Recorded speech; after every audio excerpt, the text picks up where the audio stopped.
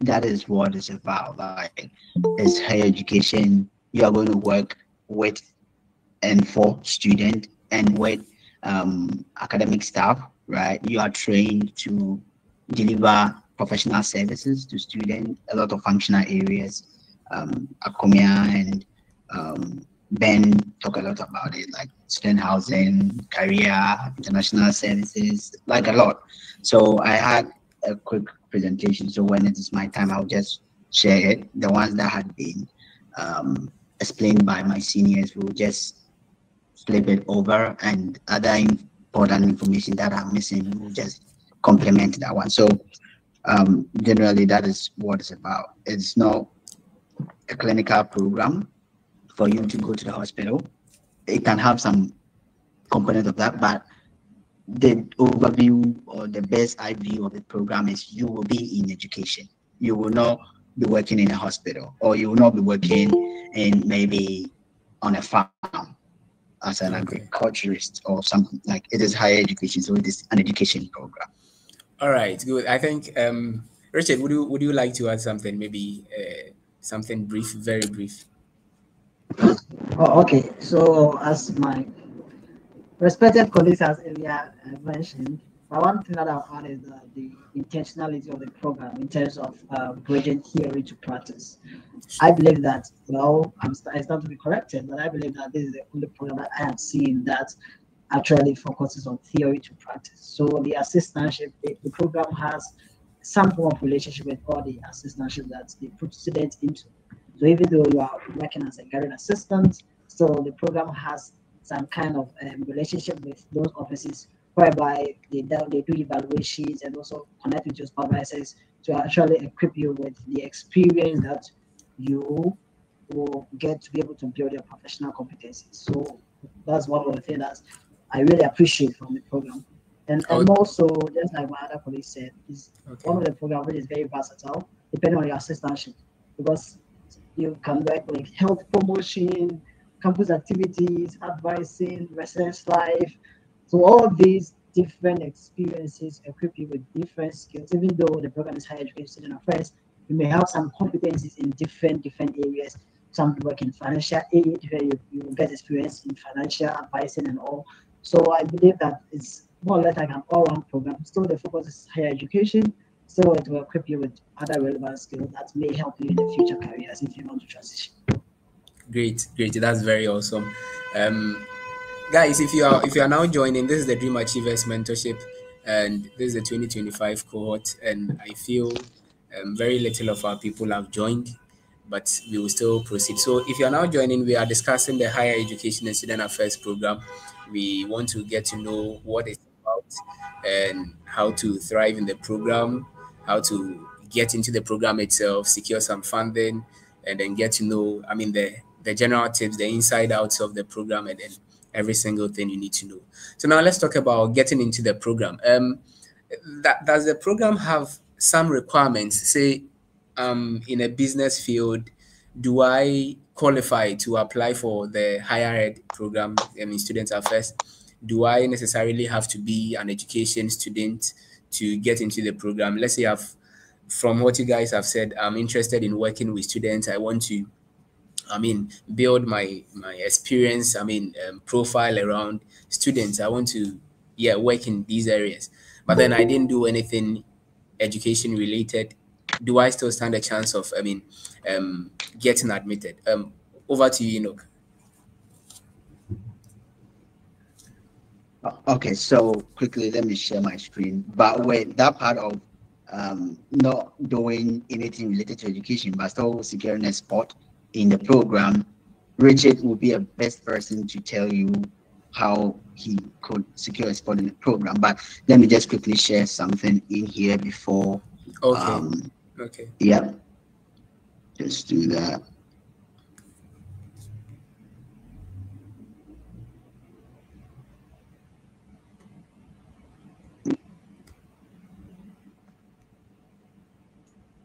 Okay, good. Can you see my screen? Yes, please. We can see your screen. Good. So just within 10 minutes, just running through this. quick presentation I prepared, or like I put together, which is something what my colleagues have talked about. The program focus is theory to practice. It's a theory to practice program. So you're not going to do a lot of theory alone. You're going to have an opportunity to put into practice, right? That's why we have the assistantship. And to some of the programs, they do have like additional practical opportunities like practicum, which is a compulsory for you to work with a function on campus, like maybe an office on campus, for you to put to practice what you are learning in class, right? So the program do have a lot of titles. It is known in a lot of terms or a lot of names, right? So it is called HESA, Higher Education and Student Affairs. It is called Student Affairs Administration. It is called Higher Education Administration. It is called College Student Personnel. It is called Counselor Education. It is called Educational Leadership. Like, it is called a lot of names, And your ability to secure a spot in any of these programs depends on the information you have at your disposal, the kind of requirement of those programs, and how you fit into the culture of those programs, right? It can be that a Master of Arts degree, it can be a Master of Science degree, it can be a Master of Education degree, and it does not matter. What matters most is the curriculum, or like the structure of the program. So some people might think MA is like theory, you just learn, book. No, there are some of the MA programs that are having thesis in it, or like having more practical trainings in it. So don't be swayed away that, okay, MSc is something science, so it means that it is very vigorous. And no, you have to know the curriculum, like the structure determines what the program is actually about, right? So that is another point that I wanted to put across. It is either offered as a master program, or as a PhD program, or as an EDD program, which is educational leadership or doctor of education program, right? So with our case, or with the cases of prospective students, we mostly enter this program by master's level, right? So myself, I entered the program through master's level, and I know my senior colleagues entered the program through the master's level. The doctor of education or the doctor of philosophy mostly requires a master's degree, though you can enter from a straight undergrad degree, but it is in a limited basis, right, that you could do that, enter straight.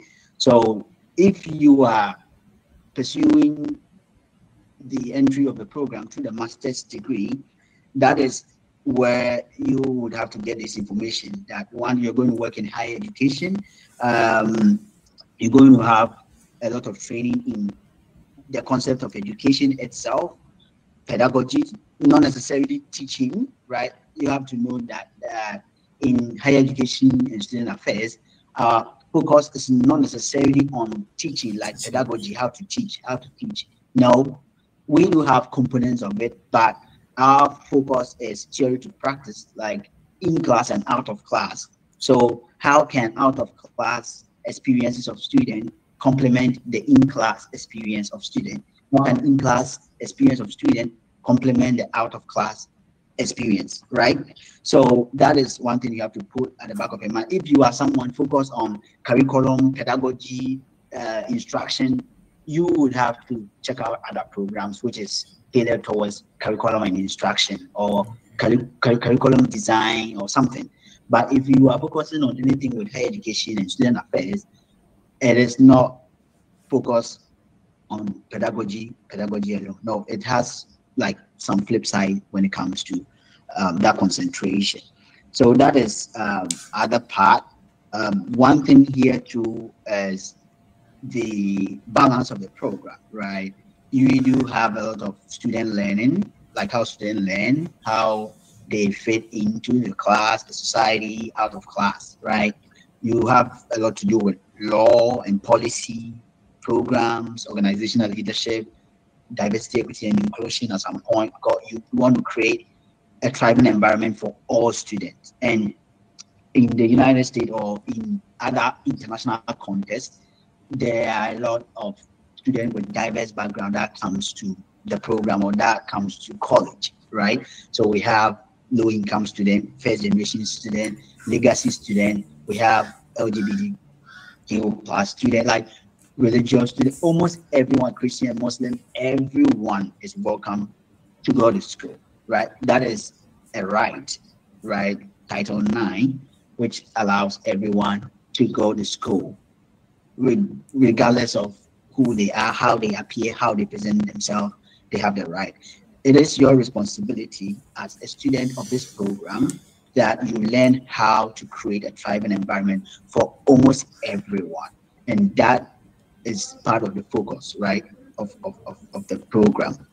So just running through, I'll send you this slide so that when you get time, you run through it well, you read everything. So the program structure could be a thesis program or non-thesis program, right? So the thesis program is what will be required of you to present a booklet or a 5-chapter page final work on a certain topic that you research on it. You do a background literature review, research design, data collection analysis, discussion, recommendation. There are some of our programs that have that focus, right? And we have some of our programs that do have a non-thesis option, right? So it's either you are expected to present a capstone project, which is like something you are interested in, or a comprehensive exam, right? A synthesis, trying to combine all courses you've taken, maintaining a synergy between your ideas and what you've learned on a certain topic, portfolio development, putting together some things you've done, some student services, everything to just showcase what you've learned, right? Internship, like a lot. So I'll send you this for you to just go through it, but just for you to know what the program is actually about. So the requirement, which my seniors will just add up to it and make it more specific, especially with the case of if you did not do education, how can you enter? You are to note that the requirements are relative to each program and each university. You have to note that for the first fact. But there are some standardized requirements that you have to put in. You have to get a statement of purpose. To some case, it is separated from applicant statement, and in some cases they are combined together, right? The statement of purpose is just reiterating or telling the story of how you are getting the program, right? What led let me step in, please. We would have a session for the application, and then I think I see you have a lot of, I mean, very nice information, and we are really interested in that. So good. Can we hold on with the application requirements for now, because we will come to the application very shortly, and then you can share with us all those awesome information you have over there. Is that right? Good. I think that will be helpful. That will be all right. helpful Sure. with, Thank you. My other colleagues to also share what they have. Yeah. Exactly. Thank you very much. I think, guys, he has said a lot, but then I think, Richard, you have an experience with coming from a different background that is not necessarily education related. However, you found your way into the program. We would like to hear how you were able to get into the program, and then maybe somebody here didn't do education, but then they are interested in wanting to, pursue a master's in student affairs. How do you go about that? Okay, well, yeah, as you rightly said, I did my undergrad in University of Cape Coast, Bachelor of Commerce in Human Resource Management, and I now transition into higher ed. So I have no educational background, but so the program is actually a professional program, so not necessarily an education program where you're teaching curriculum and all to go and teach. So basically, the program is more or less practitioner, working with students, working with people. So that's debunk the assumption that it's an educational program and hence we are training you to be a teacher. But that notwithstanding, you have to be also very careful and very vigilant if you don't have educational background, because some schools will require that. Very specific schools that when I remember when I was applying, going through the search, and there were some schools that will require you to have some educational background, and there are others that will require you even to have an American educational background. But those are very like not so much schools. So most schools do not necessarily require you to have educational background, which of course my school is part. But then that notwithstanding, you have to also demonstrate your experience that seems to suggest that you have relevant experience in those areas. For me, I was a teaching assistant, and I had also worked with the Institute of Education, which is also like administrative role in under education department. And so I made my experience for me. So I always say that I can work with students, I've been teaching students, and so I've worked closely with them, and that kind of experiences that you demonstrate in your SOPs, in your resume, in your interviews, that will seem to suggest that you have that kind of passion and also the competency in those areas. But it's not limited to those who are having some experience with education. But I have mates who are also like coming from health background, science background, and they are all in the program. So I would say that it's about how you demonstrate your experience, your passion, and your commitment towards the program during the writing the SOPs or having the interviews and what have you. Be able to demonstrate that you are a candidate for that program. Because this program is mostly one of cohort basis. And so they want to build a culture, and then they are also intentional about diversity, people coming out with different experience to come on board to enrich the core that they build for the program. So they are not only looking for people with education background, they're also looking for people with other background that can enrich the cohorts and make the cohort more diverse. One of the things that I even asked, I was talking with my program advisor who also doubles as the program coordinator, and he was telling me that when I came, I don't have education background, and then he told me that we are intentional about our core that we build, and so sometimes we look out for people without educational background, with different backgrounds to come on board to enrich the core that we build. So that's what I'm saying, that when you apply, show your uniqueness, whether it is whatever. Just demonstrate your uniqueness to be able to have a case for your acceptance to the program.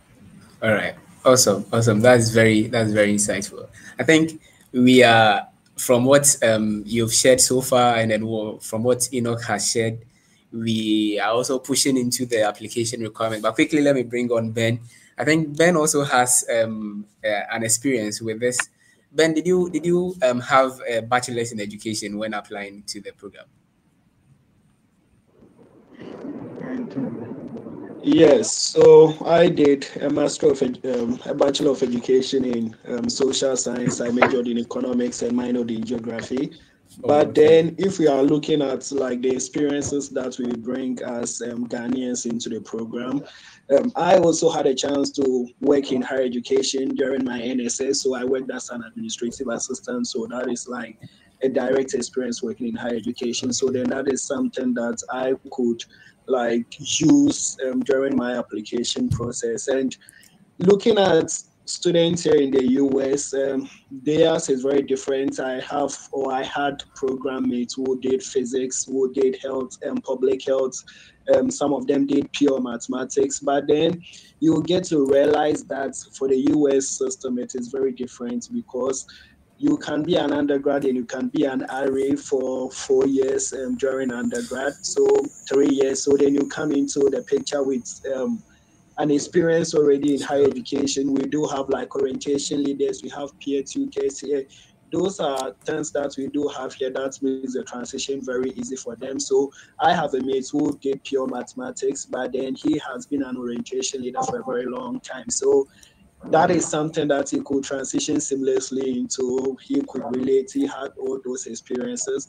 But then when it comes to like us Ghanaians, there comes like in where people try to manufacture something to try and get them into the field.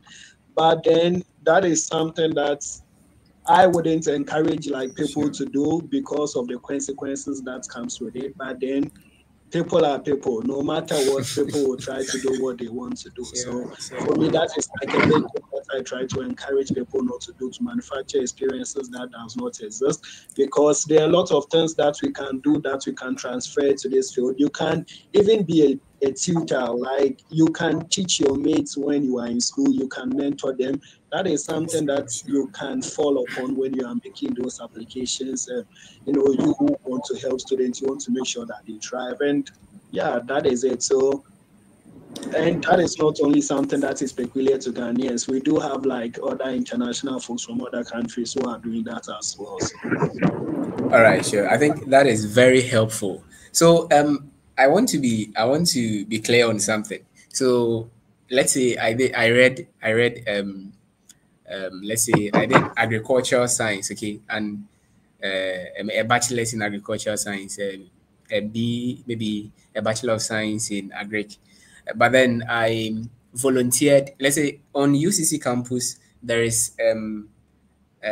one program, I think the orientation and then the gown sharing program, where you get to volunteer with the office of the student, office of the dean of students. Okay, so you get to work with these people to support students. For instance, with the orientation, like you mentioned earlier, I think there is a program like that. So let's say I read a bachelor's in agriculture, and from what you are saying, I don't have any education experience, but then I did just that. Maybe in level 300, I was able to, for one semester or two, volunteer with the Office of Dean of Students. Is it relevant that I stress on that and not necessarily talk about anything else? I mean, is that experience enough to qualify? Because I think there are a lot of people who think perhaps they would have to have a full-time opportunity or full-time experience. Do just volunteer experience like semester basis and all that, do they qualify, I mean, students for this program? So yes, and I would say that you just have to be very strategic. And for me, if I did not do my NSS working in like higher education, I worked at a provost office at the College of Health and Allied Sciences at the University of Cape Coast. If I had not worked there, there was nothing that I could have actually talked about, because when I was in UCC, for me, I was focused on my academics 100%. I wasn't part of any organization except probably my church organization. So then most of the things that I talked about was my NSS, the things that I did, what I saw. So then based on an experience like that, that is very perfect. And, that gives you the go ahead. When you recognize something like that, a vacation, you are currently in UCC, let's say you are level 300, you are in level 200, you want to read higher education and student affairs. When the semester comes to an end, you can decide to do an internship in one of the offices on campus, or even you can just offer yourself, well, I just want to work here, so that you have like something tangible on your resume, and then you can fall on those experiences when you want to make that switch. So with that has been an orientation leader that is like guiding students to be successful, to try and introduce them to an institution. So that is something that you can talk about, and you can really make a lot of connections to the higher education program. So yeah, but then imagine you have nothing like that. What are you going to say? Maybe an angel appeared to you in your dream to tell you that your calling is in higher education. So awesome. I think, Osei, did you also have a bachelor's in education when applying before you got into the program? Yeah, I wouldn't say I was privileged. Okay, I was. So I had a bachelor's in education. I did religion and history. I majored in history. So I had a background in education. But this question has really come up like several times.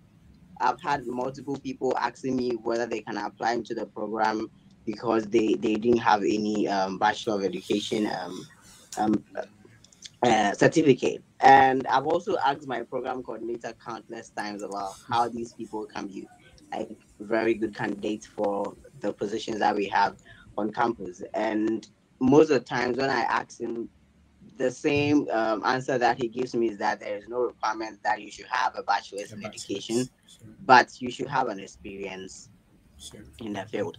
So just as Ben said, you have to be very strategic about what you say. Even if you did not become like a teaching assistant, you didn't work in any of the students affairs offices on campus. I've seen people get into the program with stories related to their experiences as how do we even call it? We had course reps, right? Yes. Sure. So Sure. he was a course rep on campus for almost like 2 years in multiple classes. And that was the experiences that he had working with students. He used that in a very creative and strategic way in writing his statement of SOP. purpose and got into a program in one of the best universities that we have in Denver. So I think that you don't really need that. But once again, I also say that I mean the HESA program is not entirely meant for entirely everybody. It is a program meant for people who are like interested in working in education or have had probably similar experiences with it. So with all that we are talking about, if maybe you've not had any experience related to what we're talking about right now and you still want to apply, I mean, it's not too late. You don't have Sure. to cook something. You can start building that kind of experience maybe in the next 2 years and applying to the program rather than like trying to create Exactly. something that does not really exist. So yes, you don't have to have a background in education, but have an experience related to working with students. Sometimes it can go to the extent of working with even senior high school students. Wow. That is very helpful. Now, this brings us to how do you get into the program? So we've talked about. I think we've gotten a lot of information on the program itself. We have understood the program very well, and there comes the question. So how do I get into the program? What are the requirements? What do I need to have before I'm able to get into this program? So let's start with you, Osei. So with your experience, what did you have before getting into the program? Are there specific requirements, maybe general requirements that every applicant should have for the HESA program, or it is just school specific? So, Okay, I think that we have like general requirements for like most of the schools, which is basically the statement of purpose, having a resume or CV, recommendation letters. We also have some schools requiring an evaluation. So these are okay. like basic requirement that is for most of the schools. But with school specific, I'm going to talk about the University of Iowa because that's one of the schools that applied for the HESA program. And I think that we have this general requirement for the University of Iowa, but for the University of Iowa, aside your statement of purpose, we also have some questions that you need to answer and related to diversity and inclusion. And that makes it quite unique. So there is like two different process in getting into the program. One, you should have an experience related to working with students. You should have your statement of purpose, your recommendation, which is three, have a resume or a CV, then have answers to these questions that I'm talking about related to diversity and inclusion. Then you put in the application. But the process is like in two phases. So first of all, you need to submit all this document that I'm talking about. Then once you are given a conditional offer, what I mean is that you'll be given admission based on the fact that you should secure an assistantship in any of the offices. So you'll be given a conditional offer, and after that offer is given, you are being paired with some of the student affairs officers based on your experiences on your resume or your CV. So that is quite different from other schools. So we know some schools will give you the opportunity to choose officers that you want to interview for. The University of Iowa does not give you that privilege. They will select officers for you to interview for based on the experiences that they think is fit for those officers. So that is the critical aspect of the admission process, where you need to convince those officers that are giving you that you can work for them before you can get into the program. So general requirements like your resume, your CV, your statements of purpose, your letters of recommendation, and for the University of Iowa, these answers to the diversity and inclusion questions. That is something quite like different from the other schools. But that's what we have at the University of Iowa. If we have like specific questions as to like what entails with it, like the interview and everything, I can also speak more to that. Okay. Okay. All right. All right. That is very helpful. I think, guys, if you are now joining, and this is the Dream Achievers Mentorship, we just finished discussing what the HESA program is about, and we are currently talking about the requirements you need, and then very soon we will get into the document, the kind of document you need, and then what the admissions or admission committees would like to hear before they get you into the program and all that. So if you just joined, this is where we've got into. But a quick one before I bring on Enoch to share with us the insightful information he has. I see a lot of gurus have joined, and I would like for them to introduce themselves real quick before we continue from where we've gotten. I see my boss, Ernest Adom, has joined. So, Senior, please, a quick one. Let's hear from you. We would like you to introduce yourself, and then we take it up from there. I wasn't expecting that you joined, but let's hear you, please. Oh, no, I think I saw the link from Enoch Abusian's status, and I just decided to join. So, I'm Ernest, and I just completed my master's in student affairs from Canisius University, and I'm currently at Boston, Berkeley, working with their summer program for the summer. So Sure. That's a bit about me. All right, sure. Thank you very much. And I see Sadat. Sadat has also joined. Sadat, let's hear you, please. A quick intro, so we pick it up from there.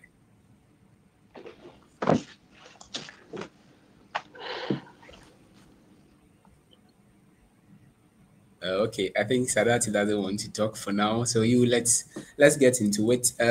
So over to you, Abusia. I think you had a lot of information you wanted to share with us. Now is the time. Can we hear from you the general requirements that we need to have, especially for those of us who do not have a background in and all that background in education, but rather have some experiences and all that.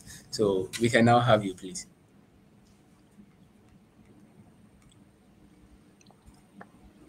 So let me just share this one. So most of the information are based on the institution you want to go, right? Okay. The kind of requirement vary at some point. Some are compulsory, some are not.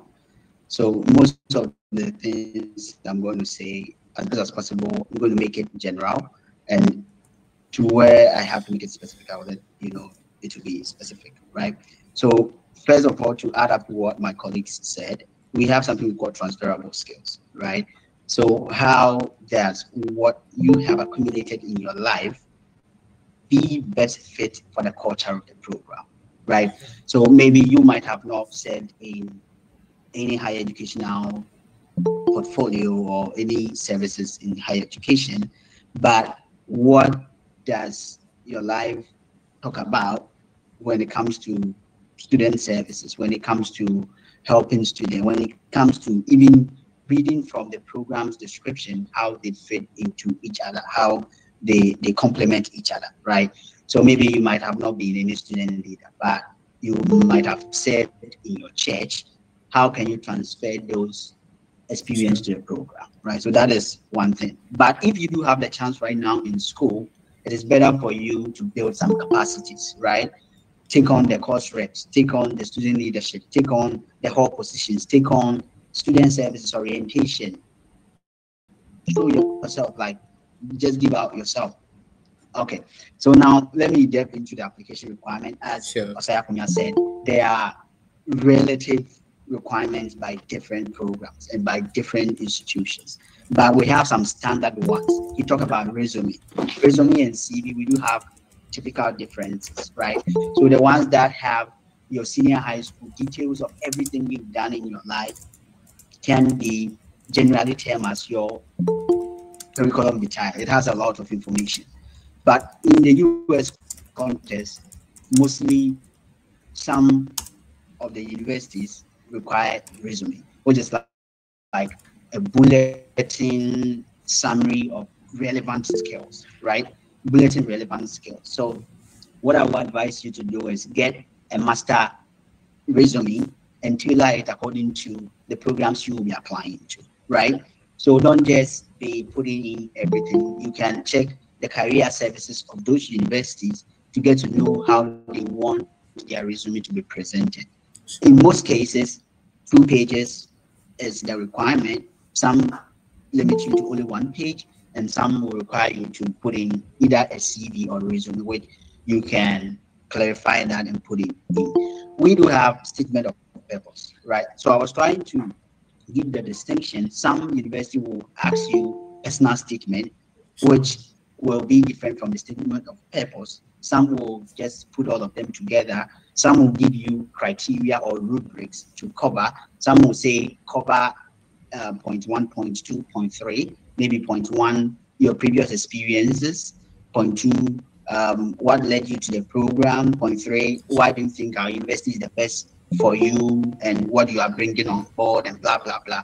So you're going to write an essay to cover these points. Some give you word limits in 7,500 words, in 750 words, some, like, it depends, right? So you would have to do due diligence with the information, right? Which is work that you have to do with the searching. If you know the target of what you're doing, you will not spend a lot of time. That is what I always stress on. If you know what you are doing, you will not you will not waste a lot of time. You will not. So in my case, as an example, I applied to only one school because I had done due diligence to what I wanted and what I wanted to pursue, right? So every single detail, every line, I had read it and I knew what it was about, right? So that is what statement of purpose and personal statement. Personal statement does carry your voice, like your background, where you are from, the low income, the challenges, the victories, the kind of social cultural context you find yourself, how you've been supported, how your mentors have inspired you, recommendations, like all these things are the personal statement, right? Your voice as a person. And this statement of purpose, in some case, talk about the subject focus or the course focus, like what and what relevant things have you done in your academics that suit or fit into the program, your future direction, which area do you want to focus, how can that area be beneficial, why is it that area like a critical area for you to study in, and blah, blah, a lot. So those things you would have to certify that from the researches you do. And we have academic transcript. Academic transcript does have a lot of meanings into it. You would have to be certified with what is meant by academic transcript.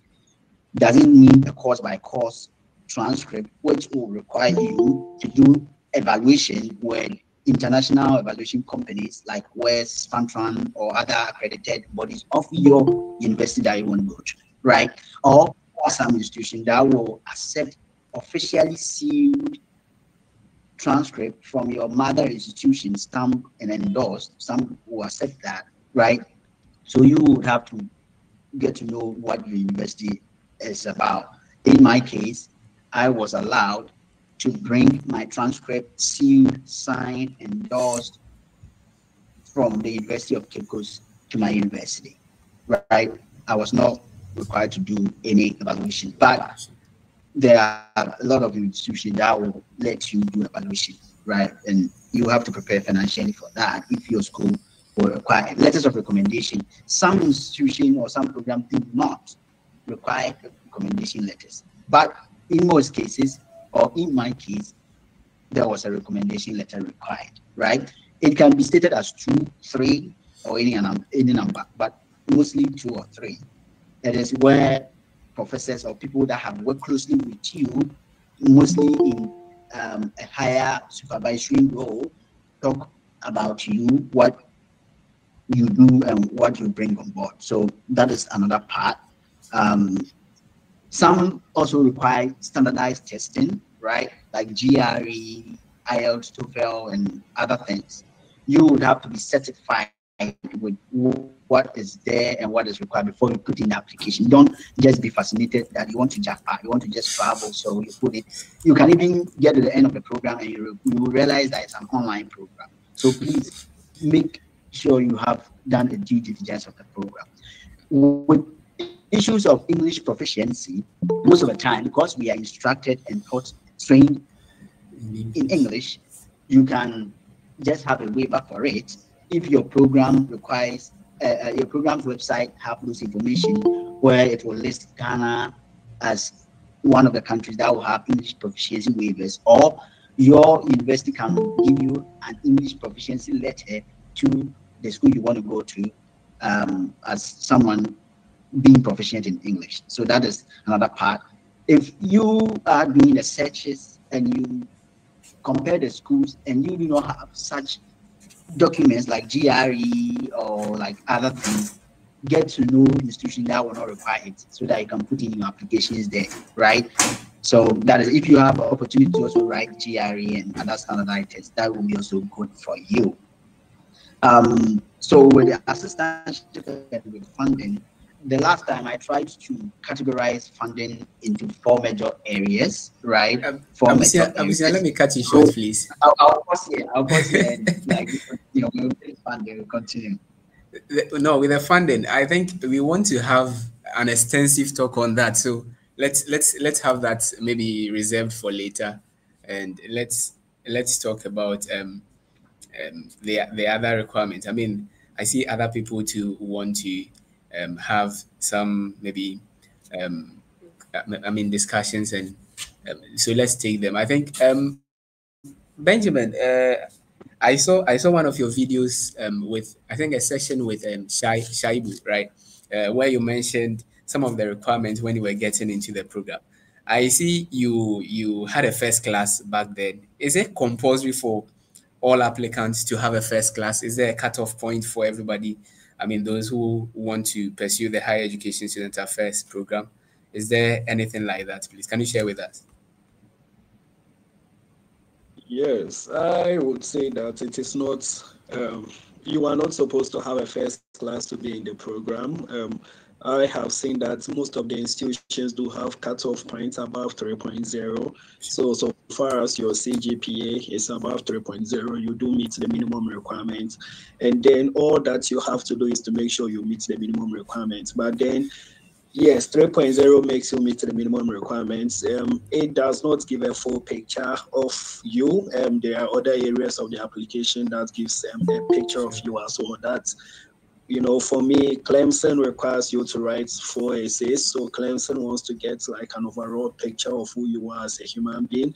And then they also get to see your recommendation letters and then your transcripts, and they make a picture, they make a decision based on this overall picture that they find.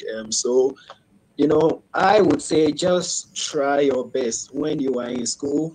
Make sure you are targeting. It doesn't hurt if you have a high CGPA. And then, as I said, when I did the interview with Shaibu, there are some things that can be easily forged, or there are some things that can be, someone can just write up and write a recommendation letter for you, someone who hasn't even worked with you.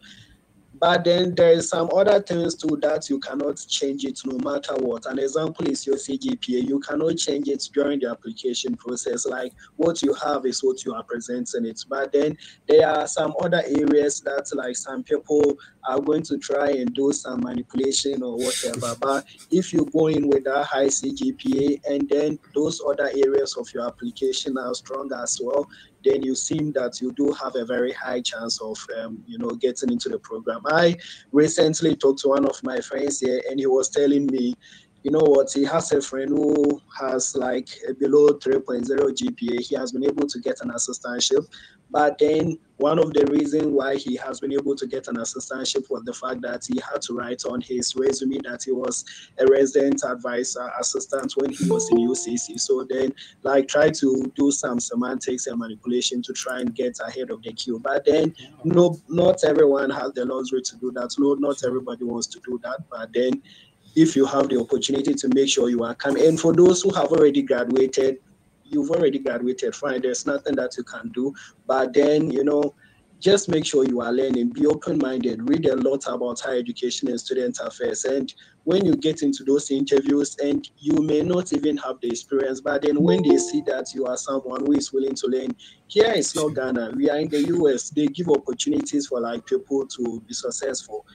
So it doesn't matter, they are going to give you the opportunity. And when you get that opportunity, I know Ghanaians, you are not going to let them down. I recently went to a conference with Osei, and then I was talking to one of the directors for housing at University of Wisconsin Whitewater, University of Kansas, and he was telling me for the past, his department has been having international students from Ghana and Nigeria, and they do the work, like they really work hard. So when you get in, you do the work, and they are going to love you. And even based on that, they are going to give you the opportunity to come in and do the work. But if you are trying to do those manipulations later, if Mr. Trump find out, it won't be nice. Sure. That is very helpful. That is very helpful. I think one other thing I would like to find out is, you see, you have you got a lot of funding, which we will discuss extensively in the coming session very soon. But then I see, aside the CGPA, you also wrote 4 essays. Can you tell us maybe a general something what these admissions committee and then the grad school coordinators and all those people, what they want to hear? What are some of the things that they really want to hear before they are moved, and then maybe give you the application, maybe the admission? So what are some of the things that they want to hear? And as I said, you just have to meet the minimum requirements for them to review your application. If you don't meet the minimum requirements, your application wouldn't even make it to the point where program coordinators are getting to read those applications. And when I was in Clemson, I think in my second year, I had a conversation with my program coordinator. And in 2024, Clemson had like 300 and something applications from international students alone to be in the higher education program, and they only had 25 spots. But then one thing that they realized was some people were applying with HND. I would advise that if you apply with HND, you do a transcript evaluation to convert it to the UA scale. But then some people were applying with HND, and as an admission committee, they did not really understood what an HND was and how it compares with the UA scale. So for applications like that, those applications were automatically rejected. But then I would say you don't really need much. Here, this is a practitioner field. You are not going to be a researcher, a professor, unless you want to go into a PhD. And then even if you want to go into a PhD, this is a program that you are training people to be practitioners. So if you go into a PhD program and you want to become a professor, do you have the practitioner experience to train people to be practitioners? Like, you don't have that experience. Maybe you just want to focus solely on research, and then that is fine. But then when it comes to that, they take a holistic look, an overall look to see you as a person. And then the other side of it is they get to see you speak, they get to see you talk during the interview time. That's why we do have like HESA days. Make sure you are talking, make sure you are communicating, like don't be timid. So then they get to see you as a whole. I remember I applied to one of the schools that I didn't go. I recently met one of the professors. She has moved to another school, and then she was like, Ben, I remember you didn't come to my school. She is no more at that school, she is at another school. But then it was 2 years ago, but then she still remembers my face and she still remembers me. So when you are going through those processes, make sure you are going in through the process like very fully, you are contributing. And I feel like in the long run, you are just going to get it. For me, I do not doubt Ghanaians coming into roles here in the US, and you know what, this opportunity, you are not getting it in your home country. So when you come here, nobody even tells you to work hard. You are definitely going to work hard to make sure that you progress to the next side. All right, sure. That's very helpful. That's very nice. Osei, how about you? With your experience, what do you think these grad school grad admissions committees and then these grad coordinators want to hear before they give you the admission and before we come to the funding too? So what do they want to hear? What are some of the things that move them that would want them to give you the admission? Yeah, so I think that Ben and Richard, as at the same time, we have given us like more a general idea of what you should probably talk about in your statement of purpose, which is basically your motivation to be in the program. So most of the times we do talk about what motivated us into the program. But with my discussion with one of my program coordinators at the University of Iowa, I think they also want to like get to find out your understanding of the field. How do you understand the field? And Okay. why do you want to be in it? So I think that my colleagues have talked about mostly the motivation part, which is really good. You need to demonstrate in your statement of purpose how you understand the program.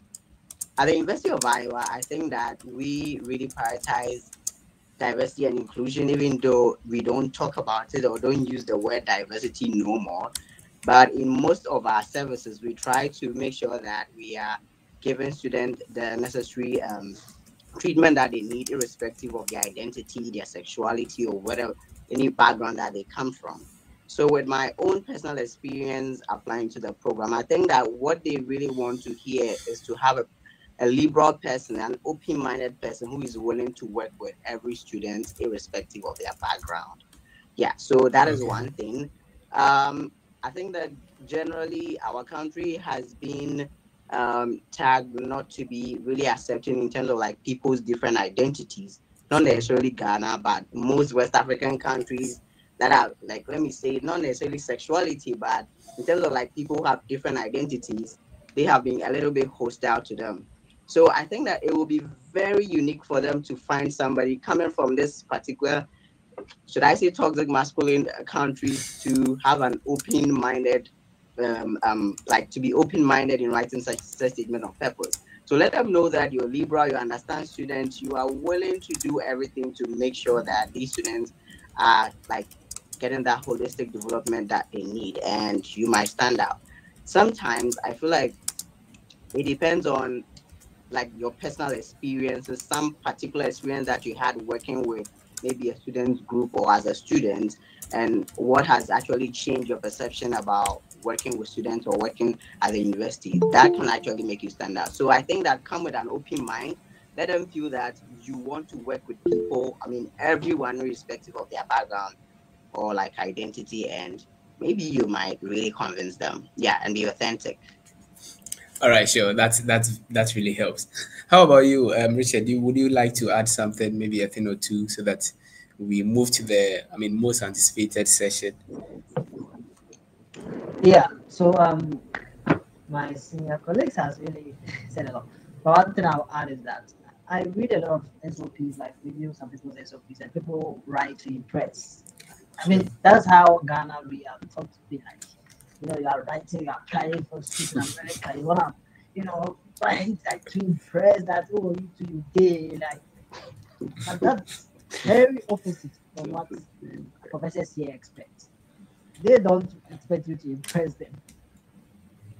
Instead, you have to communicate your passion, your experience, your motivations, like as Akomia said, how you understand the field and how will you also impact in terms of the cohort that you are coming. What do you have to bring on board?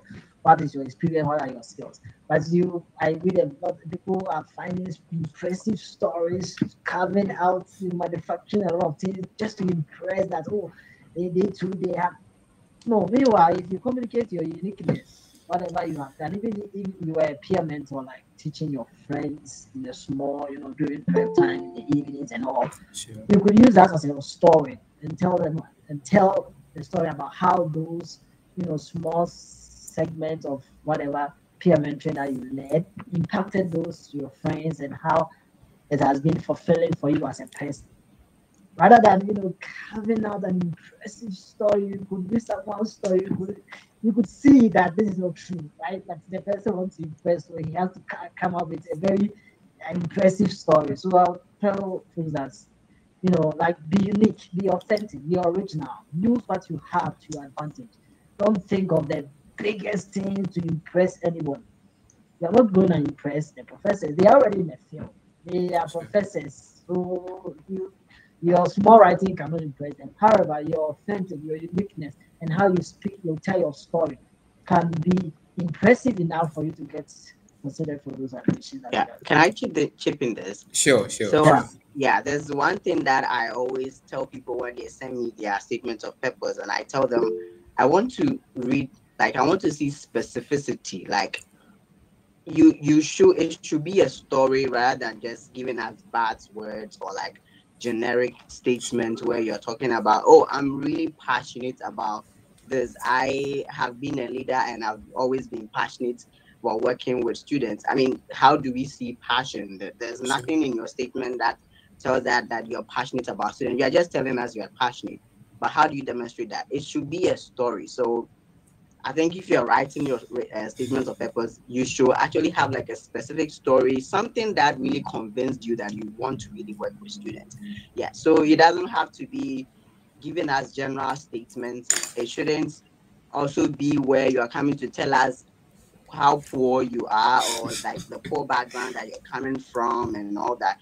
These have been like statement of purpose that have been used for a number of years, and it's becoming literally boring. So give us something unique about yourself. It can be, just as I said, it can be like just an experience that you had maybe one day, and that like changed the entire understanding of the field and why you want to now work in the higher education field. So yeah, don't give us buzzwords, don't give us generic terms. Tell us what actually you mean by passion or like interest. So yeah, demonstrate that instead of like telling us that you are passionate or you have interest in the field. All right, I think that helps a lot. Before we progress, I want to ask this. Before you go, I'll say, please, is it the program is a professional program? However, there are some instances where people may read the thesis aspect. Okay, let's hear. I think Emmanuel has a question, but then please, can we wait until it's time for Q&A before we address that, or it's urgent? So, Michael Akono, you let's hear you, please. Yeah. Good evening. Very grateful. I could see that, in fact, it's a privilege joining such enthusiastic students and scholars like you. This is my first time of joining such regarding higher education. I mean, students who are, pursuing higher education. Actually, I have MPhil Religious Studies, and this year I would like to go into higher education program in the US. I currently teach in a Cambridge school in Ghana, and I would like to know that is there any school that is possibly so higher to get in terms of admission with regards to higher education? Is there maybe there's this one school that you are so sure that you could possibly get? Then also I read on University of Amherst, and I think I please, can you hear me? Mike, let me cut you short. I think most of the questions you want to ask will be tackled going forward. So I would advise that you join the session till the end. I'm sure you would have an answer to that. Thank you. Sure. All right. Sure. Thank you. So guys, if you have questions, you can either put them in the the chat box, or you may want to hold on till we get to the Q&A session, and then we will address all that. Thank you very much. So back to you, Osei. I was trying to make a point. You see, there are professional, the program is professional, but then with my experience, I've seen cases where, as Enoch said, there could be thesis. I mean, the program could be a thesis based, or maybe a capstone project in the end. But then I would like to find out, somebody just asked this. So if you are applying to such programs, okay, should you, do you necessarily have to, that is the HESA program, do you necessarily have to do the code emailing, or as part of the requirements, there shouldn't be any code emailing prior to your, your application? Is there something like that? Do you have to do that? Okay. So yeah, as you said, most of the HESA programs are professional programs. Sure. Unless like you want to do a PhD, which is mostly research based. But one thing I've also seen in most HESA programs is that they have a little bit of research, which is more like the capstone. Sure. We don't really call like an actual research, but at least you're trying to find solutions to a problem. So it is also like a research in a way.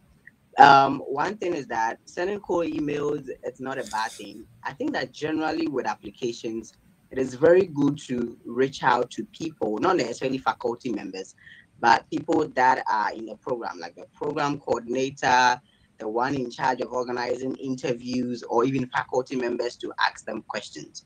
So if it is not a research program, some do not require that you get a research advisor before you get into the program. So it's not actually a requirement.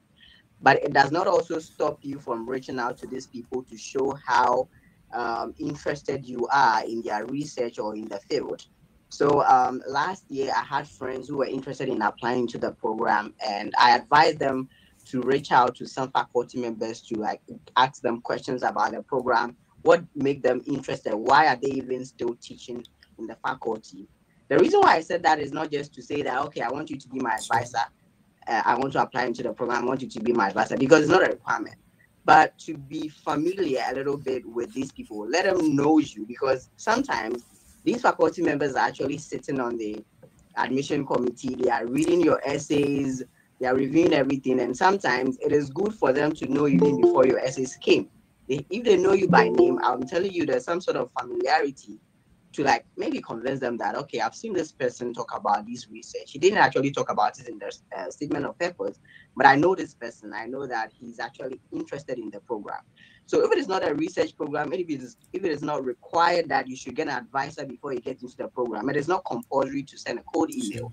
But I also advise that you reach out to people or to faculty members, to even students that are already in the program, to ask them questions about how they got in, why they are in the program, what is so unique about the program right now. Do they feel like satisfied in the program? Just to like let them know you before you get into like the review stage or like the interview stage.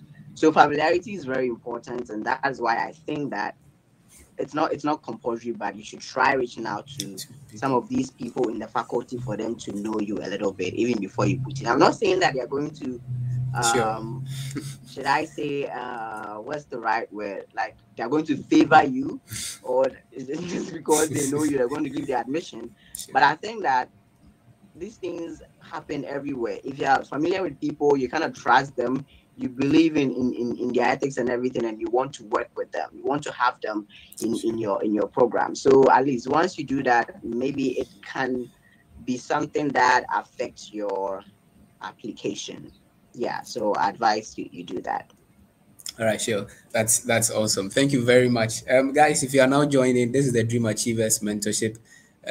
Once again, today we are tackling the HESA program. We want to discuss how to get into the program itself, how to secure funding, and then how to succeed or thrive in the program. And then again, maybe we have some session where you come and then ask your questions so that these resource persons would answer them. Then again, we are live on YouTube. So you can go on YouTube and then search Dream Achievers TV, and you see us pop up. So you may want to share the link with other people so that they are also able to, have access to this wonderful session. So now let's come to the most session, funding. So how do you fund this this program, this HESA program? Yes, I'm sure by now a lot of people have some understanding that because it's a professional program, there may be slots for you to work in maybe GAs, graduate assistantships, and also in other roles to maybe secure some funding. But then how does the funding generally work in this HESA program? Let's start with you, Ben.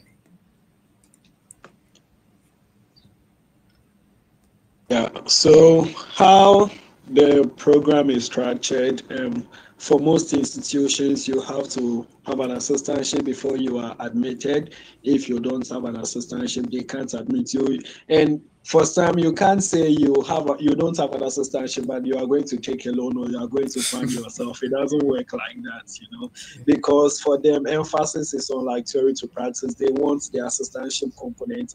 It's a very vital component. And for those of us who were in assistantships or who are currently in assistantship, you see that the assistantships play a vital component when it comes to campus. And if they say they are eliminating assistantships on campus, most institutions wouldn't even be able to function. So assistantships play a very important role. And in our field, assistantships are not automatic. You have to like prove why you deserve that assistantship, and then they give you the opportunity to interview for those assistantships. And as my colleagues already said, for some of those schools, they are going to give you the opportunity to, apply for individual offices that interest you. But then for some of the institutions too, they are going to give you the offices that you are supposed to interview for. I would say that for most of the schools that I applied, most of them just gave me the positions that I had to interview for. And then for some, you just have to express interest. So you express interest, and at the end, they give you the positions that you are going to interview for. So you don't select that this is what you want to interview for, and you automatically get it. Their own discretion decides the interview offers to give you. So most assistantships are going to cover your tuition as well. And then this field is very unique. You get to have like assistantships that are very unique as well. You get to have housing assistantship, academic advising assistantship, social justice. We do have a lot of assistantships in this field. And then it depends. But, as Ghanaians, we like residence life so much. So we want that part. I agree. I think it is the best when it comes to assistantship, because when you look at the financial components of it, it eliminates a lot of burden when you do come to the US. So I would even encourage people to chase residence life assistantship. But then that does not mean that other assistantships are not necessary. They also play a very important part when it comes to campus as well. And even if you get to find yourself outside of residence life, you get to have opportunities for you to work in housing probably during the summer, or you can even take an internship, take a practical in housing to get that housing experience as well. So here is the US. You can do a lot of things. If something interests you, you can go for it. They are going to give you the opportunity to do that. So as I said, you interview for those positions, and then at the end of the day, they are not going to give you, I don't know an institution that gave out like multiple assistantship offers. So for most of the schools, after those interviews, you get to rank where you want to be. So then based on that, they are going to give you what you got. So if you got your first choice, they are going to give you that. Sure. For me in Clemson, I wanted to be a graduate community director. That was my first choice, and thankfully God made that happen. For some of the institutions, I did not get my first choice, but then that is how it happens too. So yeah. All right, sure. Thank you. Awesome. That's very helpful. Now over to you, Enoch. I see you are also a residence coordinator. I think it has a lot of benefits, just like Ben said. So I want to find out how you got into the program. The assistantship. Did it come together with your admission, or did you have to apply separately for the assistantship? And what actually do you do in the role? So let's hear you on that, so that we are also clear on that as well. So let me see if I can just present something here. Okay. Okay, so as I search around to know where I want to share that information, I do work with the Residence Education and Housing Services, and as Benjamin said, it is like a buzzword for most of Ghanaian students in higher education student affairs. Almost all of us are working in residence life. But what I do specifically is not directly with the residence housing staff, right? We do have several components of it. For my case, we do have assistant community director, which is more or less like what Benjamin do. You're going to see areas like resident assistant, building, facilities, complaints, student conduct. You're going to check out like a lot. That is the traditional assistant community director position, and that is what I am working on right now in my summer internship, right? But what I do with housing services is with programming, with campus partners, with collaboration, with referrals, with connection with students. Like that is what I do, right? With a lot of engaging programs, belonging programs. So what I actually do is like set up anywhere on campus, talk to students, get to know what students are thinking, organize programs, some outing activities. Students come around just chat among themselves. When they're having problems, my office is very open and they can just hop in anytime. Hey, I want to just find out this is not going on well with me. Oh, fine, let's talk. It's better for you to see someone from the counseling department. It's better for you to see someone from academic advisors. It's better for you to see someone from this department. That it's good to get to the police department, right? So just as open as possible for students to just reach out anytime, anywhere on campus. So we have several parts. Just to talk a little bit about benefits. For you to be in any of this residence position, it comes along with several benefits. So with my case, if you are an assistant community director or a resident director, you will have an apartment for yourself or a room, like a furnished apartment for yourself, right? You are more likely to get a parking permit if you have a car or you know how to drive. You can get a meal plan. That means you can go to the dining hall and eat, right? You have a swipe. You can do that. The assistantship is covering your tuition, so you are not paying like the actual money, but because you are an international student, we call something out of state and in state, even with citizens of this country who are not hailing from where they are schooling, have to pay out of state, right? So you as an international student, automatically you do not qualify for each of the two. Like either you are coming from the country or the state you are coming from. So suddenly you're going to pay out of state. Some, I don't know how other universities work, but my university, you have to pay out of state tuition. So that money is a peanut, right? You can just take some part of your stipends that you are not using to pay. So the GA is going to cover the total amount of what you have to pay for your tuition, either 9 credit, like going to pay for your fees and give you some stipend for yourself, maybe some dollars for you to pick up anything you want. You want to buy books, right? For your coursework, you want to eat fun with it, buy some Air Force, Nike, and just have.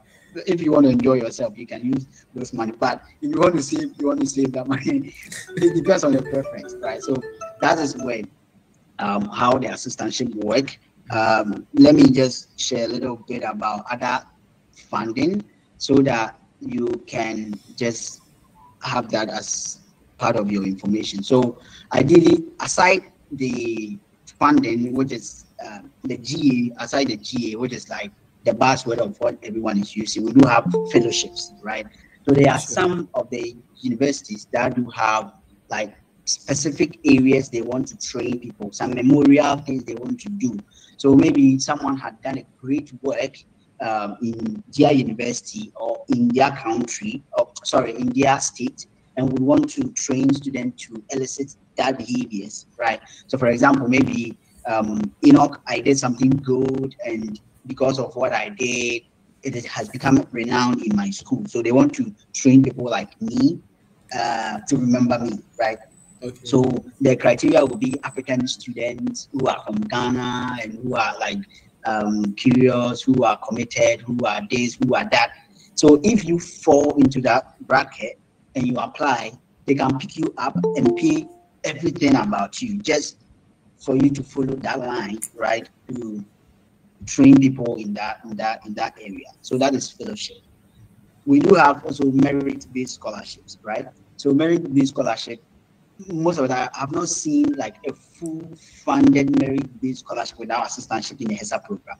Even if you're going to get a merit-based scholarship, in most cases, or in my case, you would have to get an assistantship, and that would be an ice on the cake, like it would be an add-on, right? So there are also merit-based scholarship. You can get exclusive or a partial merit-based scholarship, which is based on maybe your academic excellence, your experience, co-curricular experience, things you've done in your life that prove very relevant. Maybe you coming to the program is a miracle, and if you do not get any other sort of support, you will go out or you exit the program, like you've done something extraordinary, maybe from your low income background, how you got to the program, like it's wonderful and you need support, you must be supported. Those ones are there.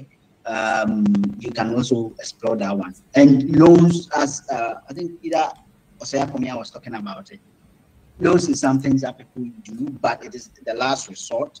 Sure. I don't ever advise to go for loan. People go for Empower and a lot, right? But with funding, which is what almost everyone is using, is with a graduate assistantship, right? If you are not an administrative, which is the theory to practice program, you will be in the theory. Right? Other teaching assistantship, right? Because I know some colleagues who are doing higher ed and student affairs, but they are not doing the administrative as what everyone is doing. They are doing the research, they are doing the teaching, right? So these are what is available, and it depends on your university, the kind of program that are support program that are available, and the ones that fit into your requirement or your criteria. Some are exclusive for students from this country. Some are exclusive for, like, we call it heritage, right? Some people, their son, daughters, veterans, like your father was not part of veterans, like people who fought for the country. So you are not expected to put in application for those ones, right? So just to make it specific, that is what is about funding, which is the scholarship or the things most of us are using around. I think if there will be further questions, I will. Sure. That is very helpful, Abusia. That's very helpful. Thank you very much. So, guys, if you are now joining us, this is the Dream Achievers Mentorship Program once again, and we are discussing the Higher Education and Student Affairs Program, or the College Student Personnel Program, whichever way you may want to call it. Also, the program has a lot of, aspects we would like to discuss. We've talked about the program itself.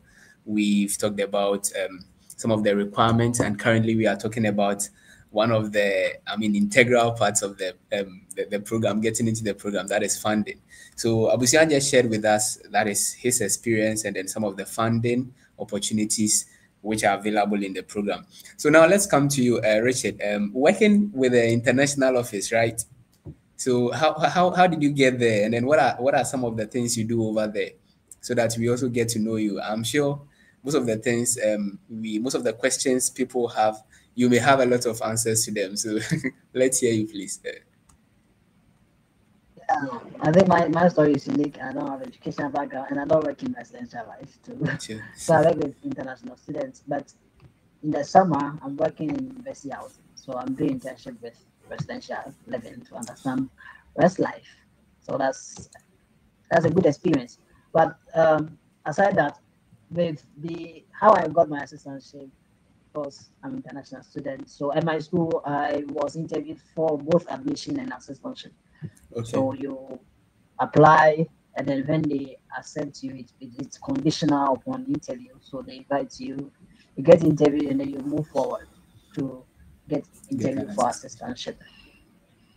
And so and the caveat is that once you are interviewed and you get admission, you'll definitely get assistantship, because they'll keep on interviewing you with campus partners until one campus partner admits you. Because once the program has given you a space, depending on the interview that they do with you, it means that you are a good candidate, and they have to help you with assistantship. Sure. So the international office, during the interview, I talk about my status as an international student and how I understand international student needs, because I myself will be an international student, and also because I was a TA, I had some Cote d'Ivoire students in my class, so I mentioned that I have some international students in my class that I provide extra support for, and I advise them, because these people always come to our office to kind of, ask us what they should do to be able to cope with their academic standard and what have you.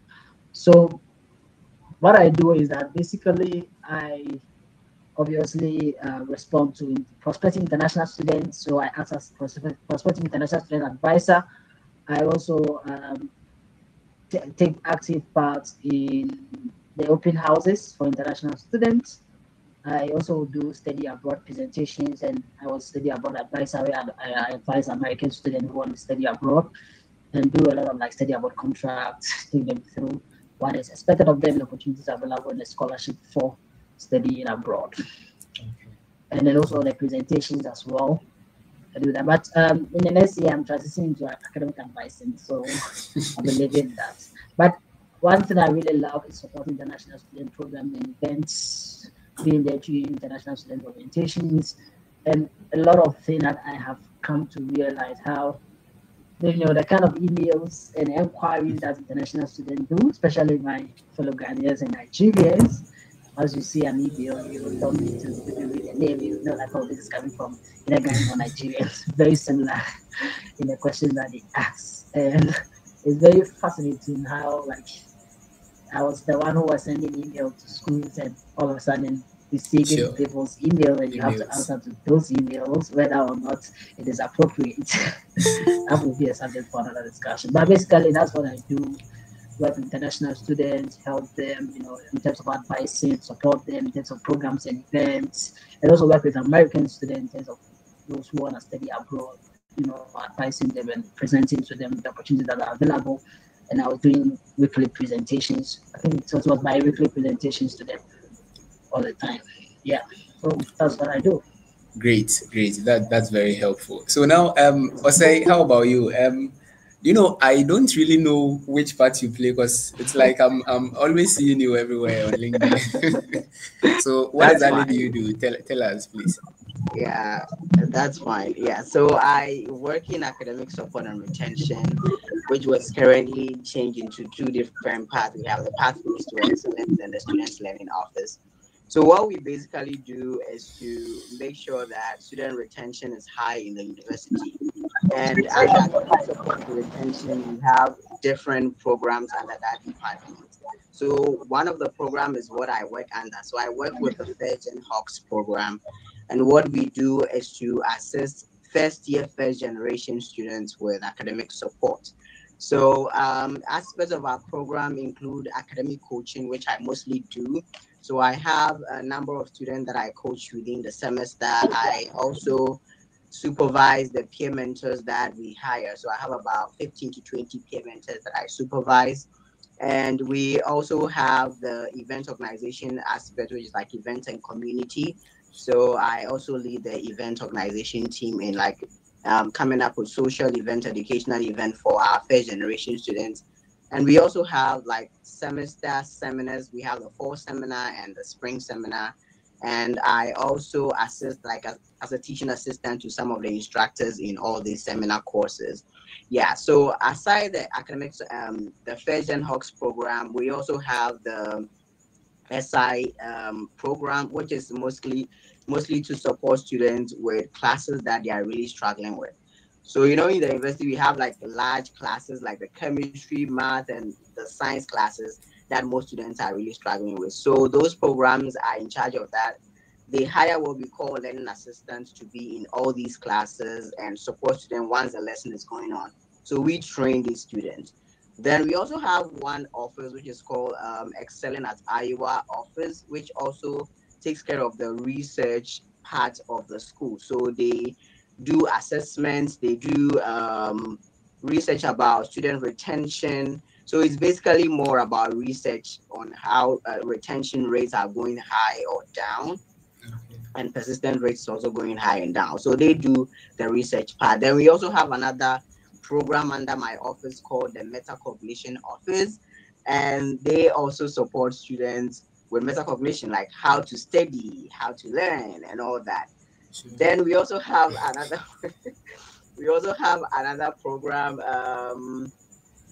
which is the First Gen First. It is also for first generation students throughout the entire year.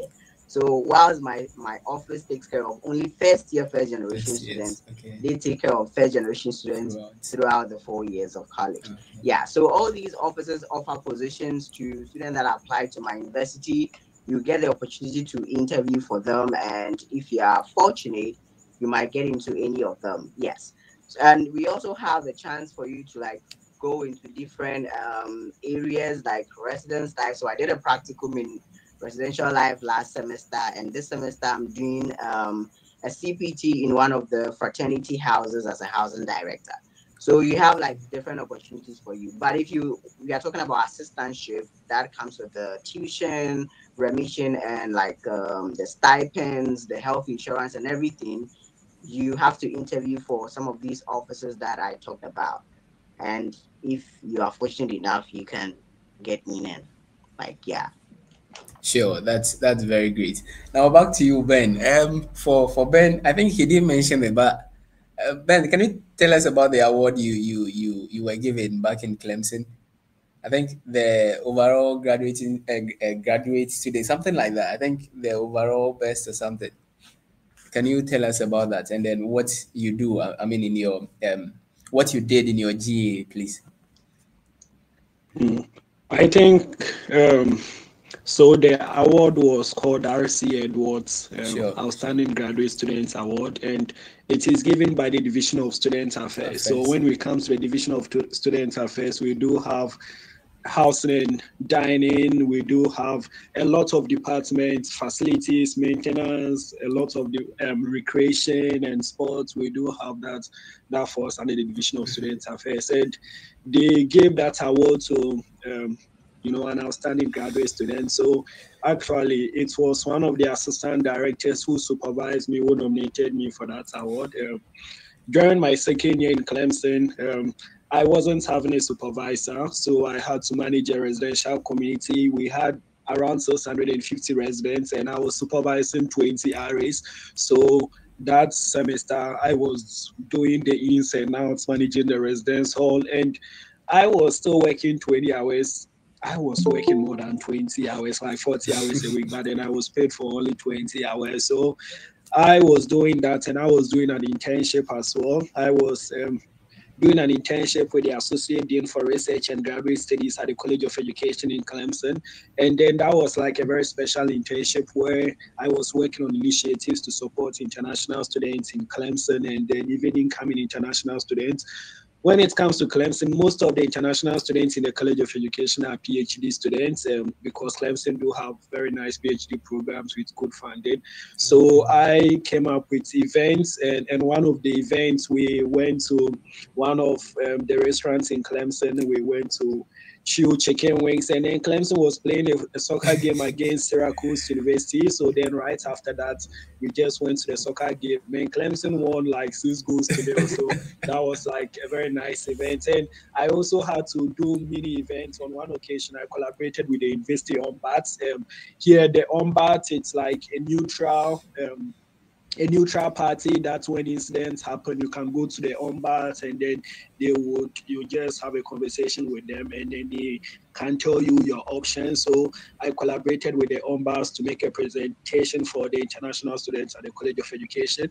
And then I also worked with the marketing team at the College of Education to create a very comprehensive resource guide for all international students who want to come to Clemson. And the assistant VP in Clemson was like, well, this is something that we can do as a whole, as an institution as a whole. So that was something that I did. And that was just my internship. And I had a chance to present my publication at a conference. That is the Southern Association for College Student Affairs. And it covers all the universities who are in the southern part of the US, so Georgia, North Carolina, South Carolina, Tennessee, Alabama, Mississippi, all of them. So they had like a conference for student affairs practitioners. I had a chance to present at that conference, and also I was writing for publications as well. I remember in that semester I wrote for publication for Appoh. So Appoh is the big housing body when it comes to housing here in the US and even in other countries as well. So then I did that, and yeah, so my my residence hall was like breaking records as well. We do have like some specific metrics that they use to measure how well like RAs are doing. Like we have Tiger Talks, those are comments.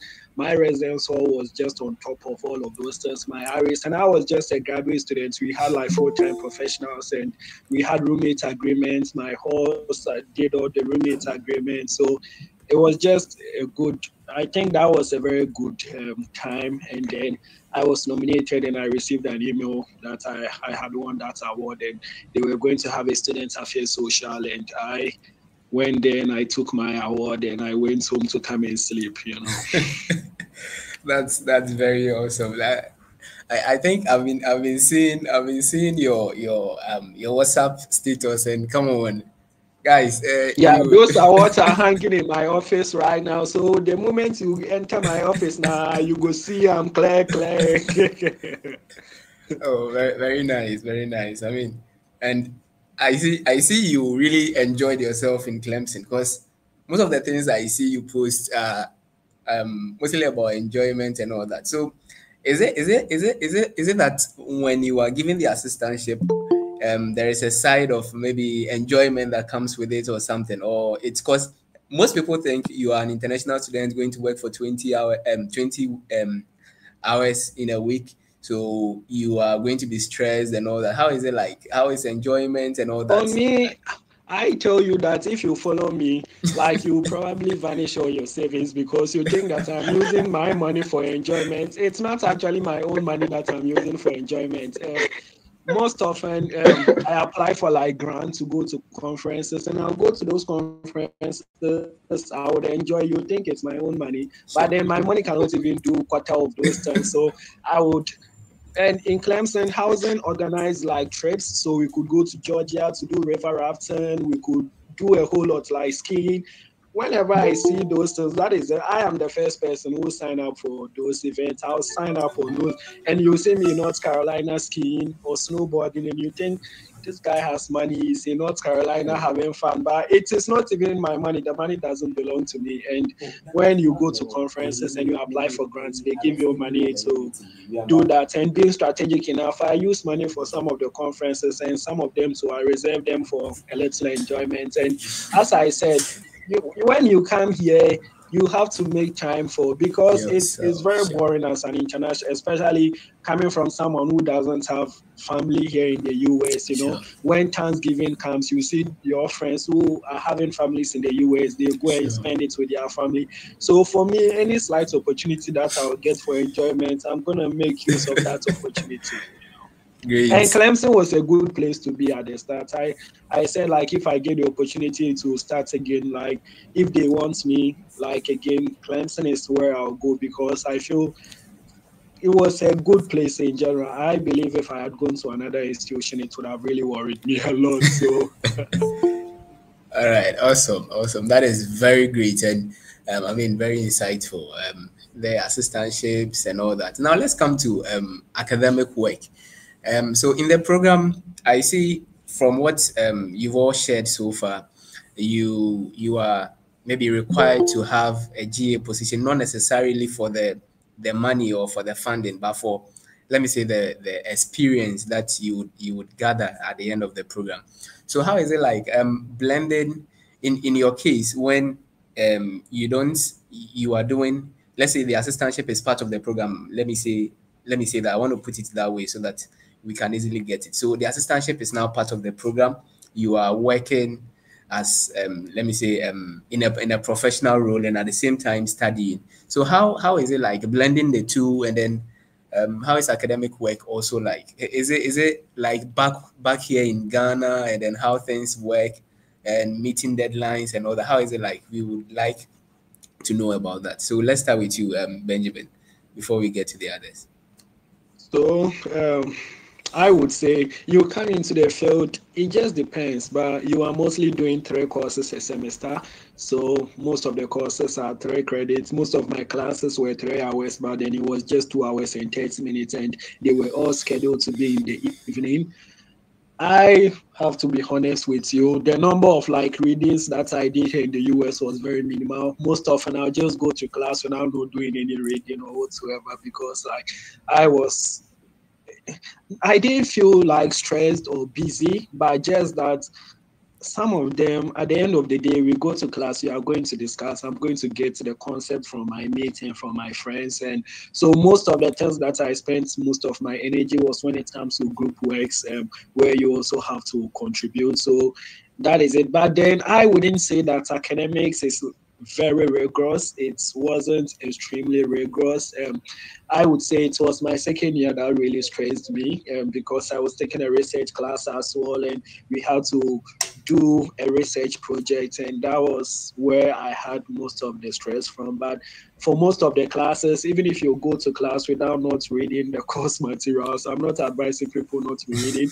I feel you can contribute something, especially if you are like someone who reads a lot. I would prefer to rather read news than to read a course book or to read any book in general. So if you are very open-minded, there are some things that you can draw things from and you can speak to it. So I wouldn't say academics was rigorous. It wasn't rigorous. It is anybody can do it. If you've gone to UCC and you come here, you can do the higher education and student affairs program. I mean, you can do it. So yeah. All right, great. Now let's come back to you, Abusia. Working with the residential life and also blending your academics, just like Benjamin said, how do you cope? I mean, how do you blend the two? Do you make time? Are you able to make time for yourself, or it's all about stress? Because I get it all the time when people say it is really stressful here in the US and all that. And so, how is it like? So, please, we would like to know from your end also. Okay, so that was a good one shared by Ben, and it reflects almost the kind of life here in the US, right? It's boring because if you do, especially when you do not have a family, right? You don't know anybody here. You came here on your own. Maybe you are someone like maybe Ben or myself who might come into the United States with maybe $60 to start a life. Right, so you don't know anybody here, so it becomes sometimes boring, especially if you do not have maybe those relationships, like you have a date, you have a girlfriend, you have a boyfriend, you speak to people, it becomes sometimes boring. At some point, you need to speak to someone, and you might not get anybody to speak to, especially when you are fresh or when you are in for the first year. I would say that it's good to have fun, right? It's good to have fun. In Ghana, we see fun to be luxury for people who have the money. Class. But when you come here, you see that fun is a lifestyle. Like it's a healthy lifestyle for you to have fun, right? Even if you are the most serious person ever in this world, you have to learn how to have fun here in the United States. Else, you will not be able to meet your productivity guideline or like your productivity levels, right? Sure. Because if you check out to see those who are always active, business, always serious, those who have fun can rejuvenate, get a lot of energy, like manage their health and get the best results than you, the one who are always working. So work hard, play hard. That is the simple work hard, play hard. When it comes to business, you are doing business, but outside business, you have some fun, right? So it's not always the case that most of us as Ghanaians who take work everywhere. In their bedroom, they are working every time they are working. No. If I am done with my office hours, it's not compulsory for me to answer any call. So far as it's not an emergency or I'm not on duty, it's not compulsory. I can just turn my office hours off. I'm not in office, sit somewhere and enjoy it, right? Have some time for myself. Notwithstanding to that, it takes serious time management here in the United States. Sure. You have to know how to manage your commitments because there's a lot for you to do. So if you cannot know your priorities or you do not know where you want to go, you will just be caught in between a lot of things, right? Calendar is a very good resource here. If it is not on my calendar, it is very difficult for me to commit. That is the typical mindset of living here in the United States. But we as Africans or Ghanaians, like things can just show up, and because of passion or like caring, feeling, we can just do things in between, right? So here it requires a lot of active checking your calendar, like actively checking your calendar every time to see if everything is on your calendar. So that is it. 2 is with the learning or the curriculum. Most of the examples you are going to be using in your coursework is not in Ghana. Okay. History of higher education, you are not going to study a history of higher education in Ghana. It's in the United States. Sure. They are going to talk about GI Bill. They are going to talk about Pell Grant. They are going to talk about when Harvard was established. They are going to talk about Morrill Act, right? They are going to talk about all those things. You were not here. You were not there. And your upbringing, you were not exposed to these things. It is here that you are going to be exposed to. But your colleagues who are from this country, they have a fair idea about it. So that means Sure. you have to go work extra hard. mile, right? To learn all those things, to catch up with where they are, and then you can move on with them. So maybe your first week or your first month or your first year, you're going to experience that syndrome of it seems you are lagging behind. There's the things you cannot mostly associate with it directly. It looks like a bit new, but as Ben said, you have everything that it takes. So far as you came from a university like University of Cape, like you are more than a god, right? You can bring things out of existence into being, right? So that is it. Like you have everything that it takes. But just to wrap up with what I want to submit with the course load and with personal life, with work, you should know how to set priorities, your timings, allocate some for self-care, like to take care of yourself. You have to communicate. That is another point. Sure. You have to know how to communicate. If you are late for a meeting, if you know you'll be late for a meeting, communicate it. Hey, I'll be behind schedule for 10 minutes, right? Okay. Don't expect people know or think what you think. Be very respectful to people, like appreciate their time, respect their time, and yeah, just communicate. That's what I would say at any point. If you can't meet a deadline, I remember there were some instances where I could not put in a paper the very time I was to put in. If it was in Ghana, my professor would just slash my throat, right? Or not necessarily slash my throat, but will not be that lenient with me Sure. because you were supposed to put in the work today. But I am reaching out that, hey, Professor ABCD, I have done this work. I would need an extension based on the kind of feedback I am having right now, or the feedback you are seeing from my work. I would need extra time to gather additional things in there, right? To even a point where a total grade will not be given to your work at your first attempt. You'll be given another chance to input the feedback from your professors before they accept your final work, right? Okay. So here is a land of opportunities, a lot of Sure. flexibility, Sure. but Sure. you have to be very responsible. Timing, decisions, like don't be taking a lot of excuses. Make sure you are nailing it every point. And I think if any one of you is to have the opportunity to come here, you appreciate the life here. Here, work hard, play hard. Sure. Sure. Thank you very much. Thank you very much, Abusia. How about you, Ose? Would you like to add a voice? Yeah, I would like to. So I would say that my experience was quite different. My first and second semester was brutal. Like I did not have a very good experience, not necessarily because the people that were close to me or I was working with were not nice. They were the nicest people I've ever met in my life.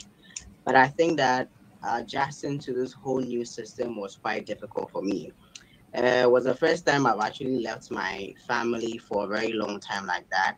And even though I didn't really expect to be that lonely, I didn't want to, like, I didn't feel like expecting that kind of loneliness and feeling too bored was something that I had to deal with at the first place. And the whole system of reading extensively for class was something that I was also struggling with. Even though I love to read, I think that in this particular aspect, it was not the type of books that I would love to read. So I wasn't enjoying it at the first place. And it was a very small cohort. So that means that I had to contribute every single day in class, like almost every single time. So it needed preparation. I was struggling with that. And I also realized that I found it very difficult to turn people down when I was done with my hours. So there were times Okay. that I needed to work extra, even though my supervisor would tell me not to do that. I felt like doing extra will make them feel like, okay, you're doing so well.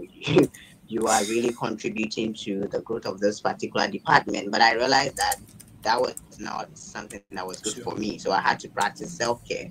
So I had to stick to my 20 hours. I have to make sure that I'm not piling up the readings. So I mostly do my readings during the weekend. And nutritionally, I was also lacking. Yeah, I was not Sure. eating well.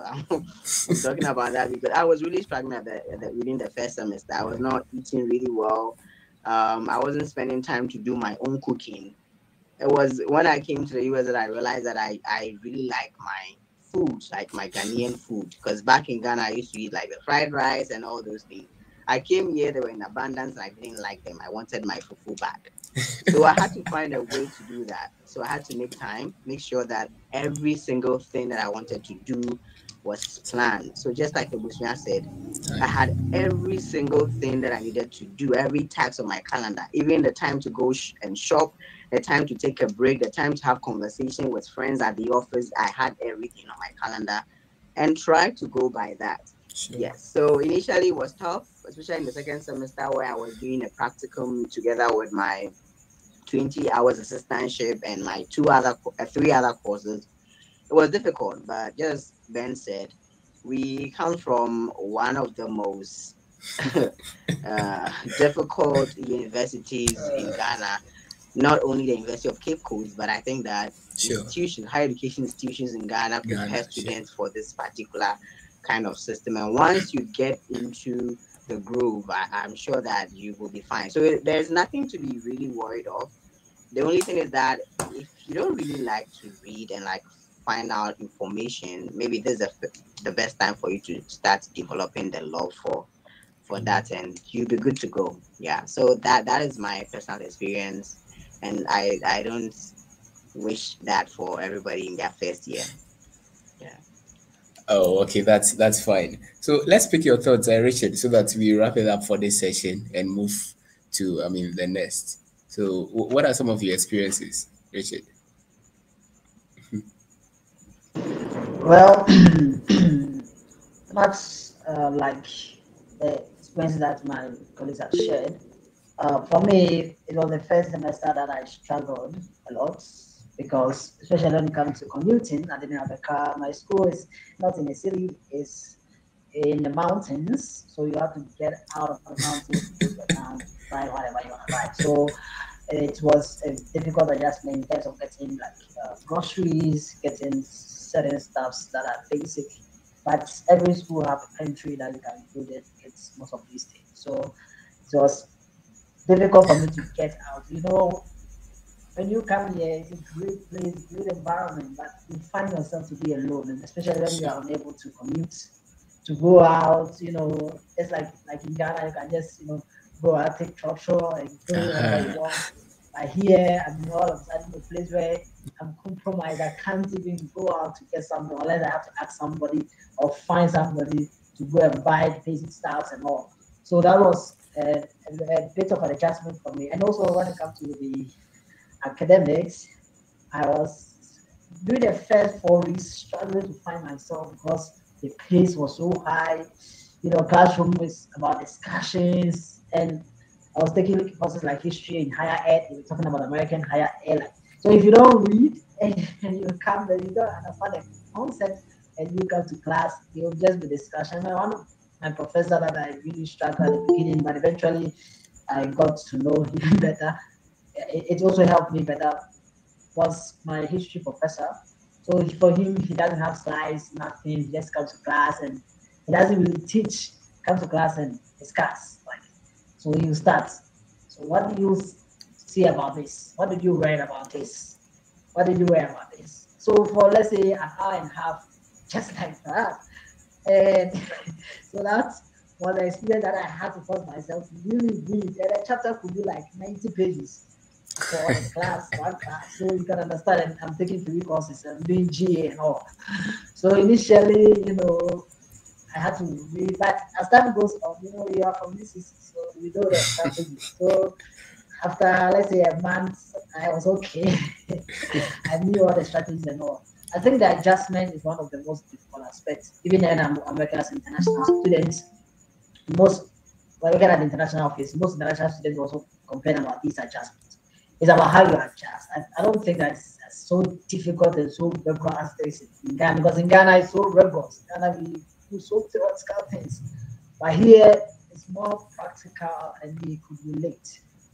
But the most important is your adjustment, being able to live alone, such that you don't have parents here, you don't have family here, your friends are not with you here.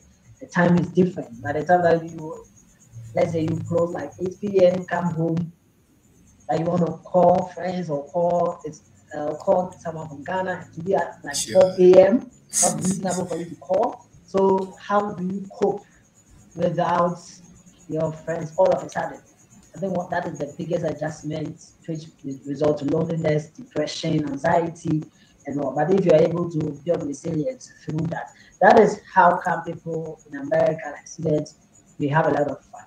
You see, it's how the mind works. Once you have a lot of fun, it takes your mind off from the loneliness, from the depression, from the detachment that you have with family, so that you can be able to cope. So when you see friends going out, and then you call them and they tell that they are busy, you have to understand. Someone will say, I saw you posting, you going out. Sometimes I call you, say you are busy. How do you? Is that if you don't go out to have fun, we can't really cope, because there's no one here to have that kind of conversations and all of that with. And by the time that you call us, that is, let's say, 8 p.m. in Ghana, it's like 2 p.m. here. I mean, it's still work time. So I think that kind of gap is one of the things that we have to learn how to adjust. But if you're able to do so, I think America presents this, as it's called, the land of opportunities. They have so much opportunities to offer you. And so if you embrace the change and live and continue to live in the way that you have to take care of yourself and all that, it really helps you. So one thing that helped me is self-care. You know, I started to have to hit the gym. That I have never thought of going to the gym and all that. Trying to, you know, like take my mind off of certain reality that you cannot be there for your friends and for your family because physically, because you are not there to be there with them. Finding ways to connect, finding like weekends to reach out and all, and understanding that you're in a new place and building resilience as you're in a new place. One thing that has really helped me as well. Yeah. Sure. America is a land of opportunities. Now, speaking about opportunities, let's talk about some of the career opportunities, or let me say the outcome. So now we've gotten to know about the program. We've gotten to understand how everything works, how to get an assistantship and all that. So finally, we are in the program, and then we are hoping to, end everything. And then in my case, I feel like even before you enter the program, you should know your plan. So if I get into the program now and I complete or I'm done with school, what are some of the things I can do? Like somebody from Ghana coming all the way to the US to study higher education and student affairs. I'm now done. What are some of the opportunities that are available for me? Can I work and obtain let's say work permit and all that? I'll start with you, Benjamin, because you are currently working. So I think you have a lot of insights over there. So we'll begin with Benjamin so that we hear a lot of things from him. So Ben, over to you. Can you come up with a question again? Sure. So I'm like, we are done with the program. We've gotten to know and then understand the program into details. We now know that, okay, so these are some of the ways we can get assistantship, how to balance academics and all that.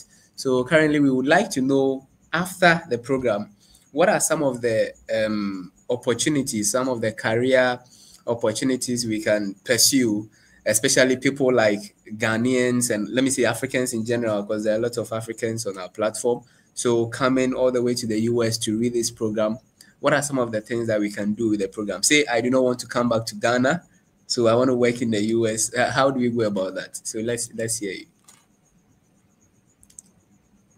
First thing, whatever be the case, you come back to Ghana. I would say that when it comes to the US has a lot of universities, higher education institutions, like 4,000 plus. It's a whole lot. So the opportunities, I would say, are like very endless when it comes to higher education, and not only in the US. At a point, I was looking at China as well. Wow. I would have gone to China. We do have some institutions in China. So US institutions in China that do have a branch or section in China. So we do have Duke Kunshan University. Duke University is an university here in the US in North Carolina.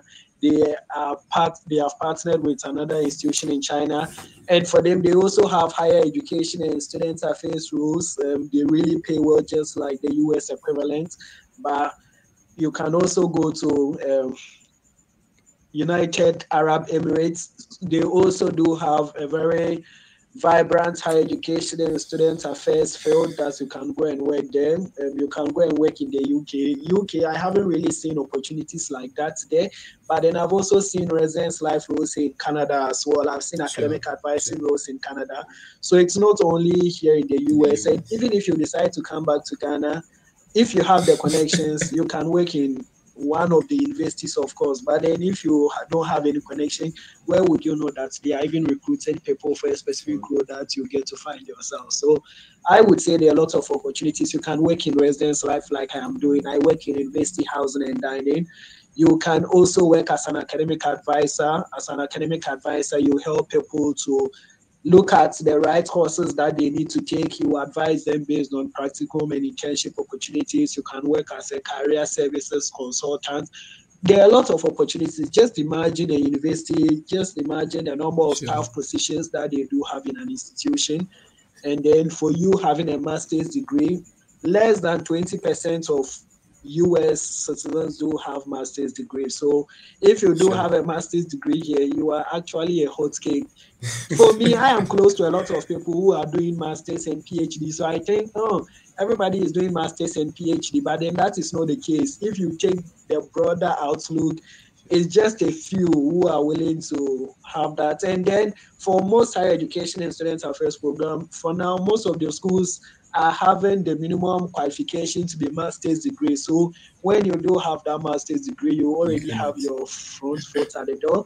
And then the assistantship is going to give you those opportunities as well, the experiences. You have it on your resume. And for most schools, 2 years of assistantship experience is classified as 1 year full-time experience. So you just go into that. So for me, I am not really, if you come here to the US, you do higher education and you want to work here, there's nothing that prevents you from working here. You just have to open your eyes. You know, as I always say, before you come into the country, you should know what you are looking at, the plan, and then you follow that plan. Don't come here, get your master's, and then when you're about to graduate, you are stuck. You are asking yourself, what are you going to do? And when you feel like you've exhausted all your options, then you go into a PhD program. For me, when I was about to graduate, I was tired of schooling. I was tired of schooling. I was done with schooling, and even if PhD people mention it, then I'm like, you are crazy.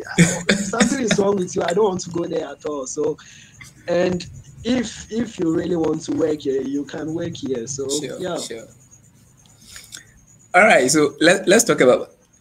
Please hold on still. I know you applied to over 50 openings, right?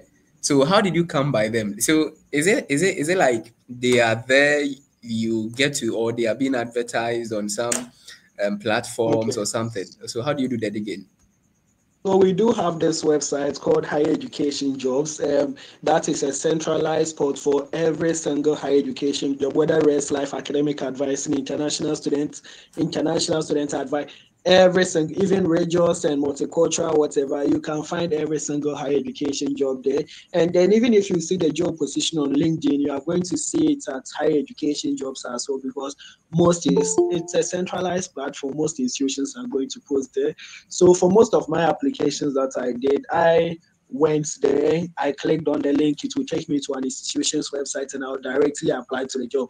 I applied to close to 60 jobs, and it may seem crazy, but then that is not crazy, because crazy things do happen here, especially if you're an international student and you think that this is very similar to you job search, and you are going to apply to 10 schools. By the end, you won't even hear from one of them. So for some, you have to cast your net. And for me, casting my net, I didn't even cast it like extremely wide. I do have like peers who applied for more than 90 jobs, and you have to factor in a lot of things, because for some of the roles, take it as like 30%, you're never going to hear back from them. So 30% of the jobs, you never hear back from them. I applied to some jobs in February, and then I don't know the status. I don't know where I am in their process, and I'm working full time, and I don't even care. So for some of them, you are never going to hear from them. For some of them, you are going to hear from them, but then when you mention you being an international, you know that is a problem. You just have to like exit, because what you may want, they may not be willing to give it to you. So then you just exit from the process. And then for some of the schools too, they would tell you, yeah, that is something we can do. But when it gets to the later part and they have conversations with HR, they said, okay, that is not something that we can do. And then there are some schools so that you interview with them and you find out that that is not a place that you want to go. So you would automatically withdraw from the process. So you have to consider all of those things before you make, because if I was applying to only 10 jobs, probably by now Trump would have sent me back to Ghana, because there wouldn't have been any option. So you have to cast your net wide. And for me, I wanted a big institution to work at. So I wasn't looking at community colleges. For some of them, I would apply just to get an interview and experience. I wouldn't necessarily be taking them serious. Like I would just apply to go through the process to see what it looks like. But then for me, I wanted a school that is very similar to Clemson in a lot of ways. So that was my institution type, and I was not bound by location. So all of those, I didn't say I wanted to only concentrate here in one state. I have a friend he wanted to only stay in Florida, Georgia, South Carolina. At the end of the day, he's working somewhere in the Northeast, close to New York. So if you set those things and then the reality catches up with you, especially you being an international, you open your eyes and you are going to expand your net to go wherever it's going to take you. Sure. That is very helpful. Now, finally, before we come to, our other speakers, how is it like switching from your student visa? That is one of the challenges these days. So how is it like? Is it like right after the program, the institution, or let me say the higher education, the school themselves took the opportunity to, transfer you from the student visa to maybe a work permit or something? How did it work? So for me, as I would say, as I was job searching, I told myself that I was never going to work just for 1 year. So if an institution tell me they are not going to sponsor me for a work visa, I would withdraw from your process. I won't proceed with you, because I wanted like assurances that yes, after I am done with my OPT, you are going to sponsor me. And I had like institutions that I was going to be the first person they would have sponsored. Wow. But I also wanted an institution that has a history of working with international students and has sponsored them in the past in roles like mine, so that I know that it is something that they've done in the past. It wouldn't be a problem. I wouldn't want to go to an institution that they will use me for trial and error. At the end, you are like, oh, I tried to do it and it didn't work. And you put me in a very difficult situation. So at the start, after you graduate, you do have what we call OPT. So OPT allows you to work for 1 year. You don't even have to have a job before you apply for OPT. Oh, okay. I applied for my OPT in February, so March, and then I had my OPT card. I had my employment authorization. So that was it. And I was just applying for the schools. I told you I have OPT, but then if you sponsor me after my OPT, that is fine. If you won't sponsor me, I won't continue to do the interview. And for some of the schools, they are not going to proceed with you when they realize you are an international folk, because they know you need the visa sponsorship. And for some of the schools too, they are open to even allowing you to work just on OPT. But for me, that was nothing that I was going to do. So currently, I am on my OPT. So right after my OPT, duty, then I transitioned to a work visa. So I just wanted an institution that have done that in the past. They don't have a problem, and it's going to be a smooth transition. And they are sometimes it's hard.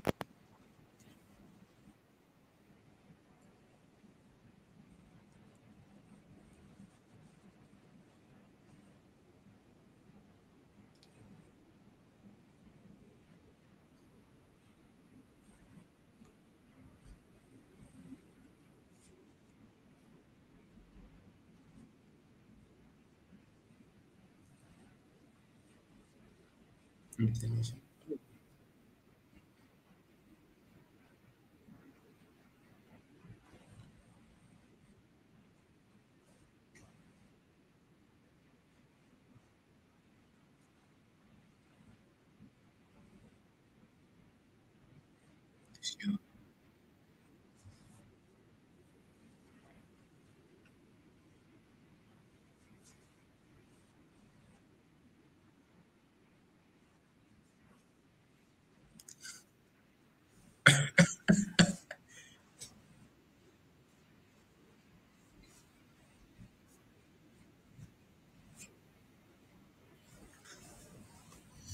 Sure, sure. That is very insightful. Over to you, Abusia. Would you like to add your voice, maybe a thing or two before we go to the next session, please?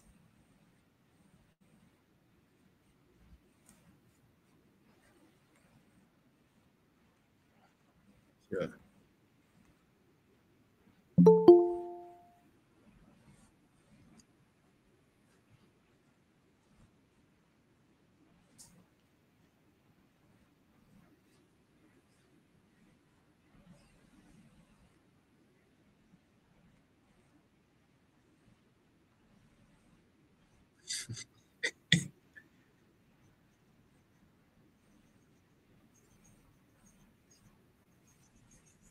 Sure.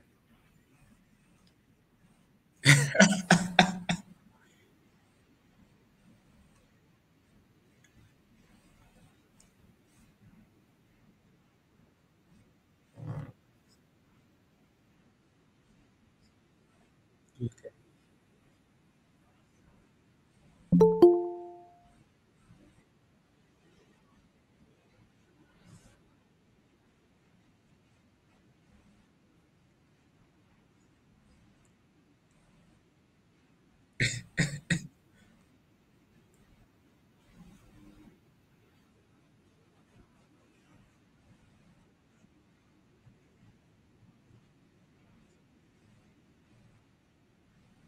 Sure. Sure.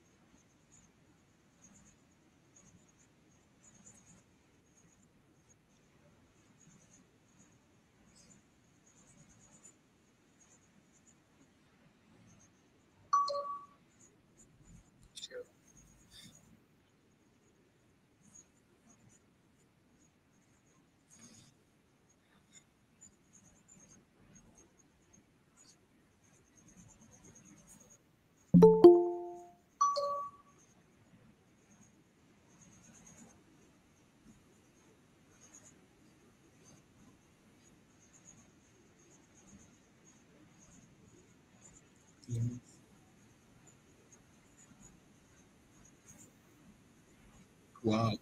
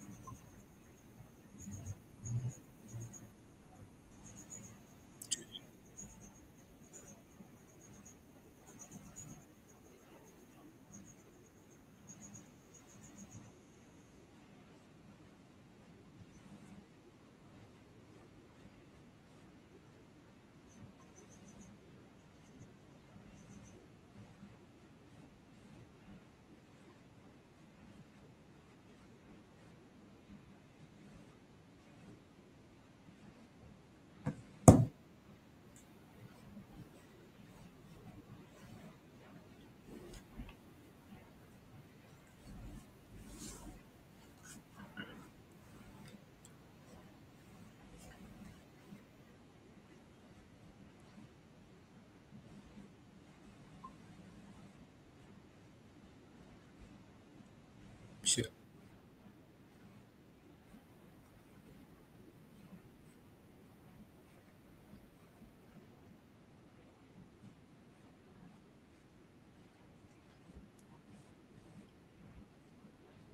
Can you?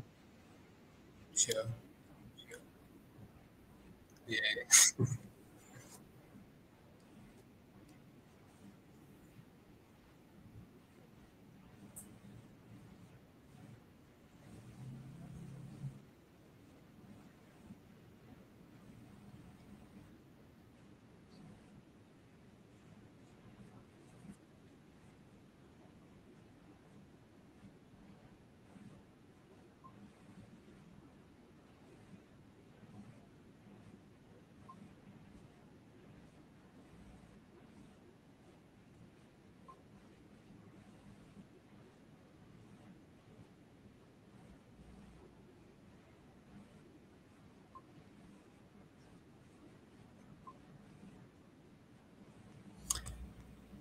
Great, great. That's very insightful. Thank you very much. Before we move to the next session, Osei and Richard, would you like to add a few stuff to what Enoch and Ben have already said? Would you like to add anything?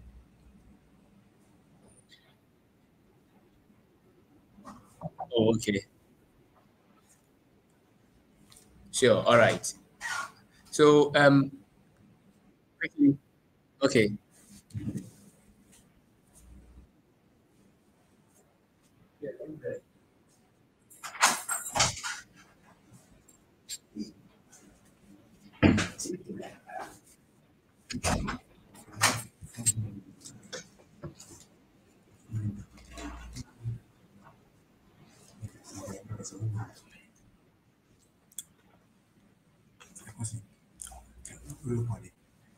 All right, Richard. Thank you very much.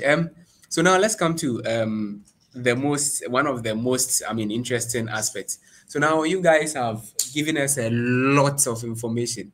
So now let's come to the schools. What are some of the schools that can give you all these opportunities? I mean, in the HESA program, and all that. So some of the schools, we want you guys to take them one after the other, because I'm sure each and every one of you have a lot of schools that you've come across. So we will begin with you, Osei, since you didn't have a lot to say. So we will begin with you. Please give us some schools, okay? If you were to start the study abroad process again, if you were to reapply into higher education and student affairs, what are some of the schools you take into consideration? And now to you, those listening, you want to pick a pen and a paper and then write down some of the schools they are going to mention, so that at your leisure, you look these schools up one after the other. So, Osei, let's begin with you.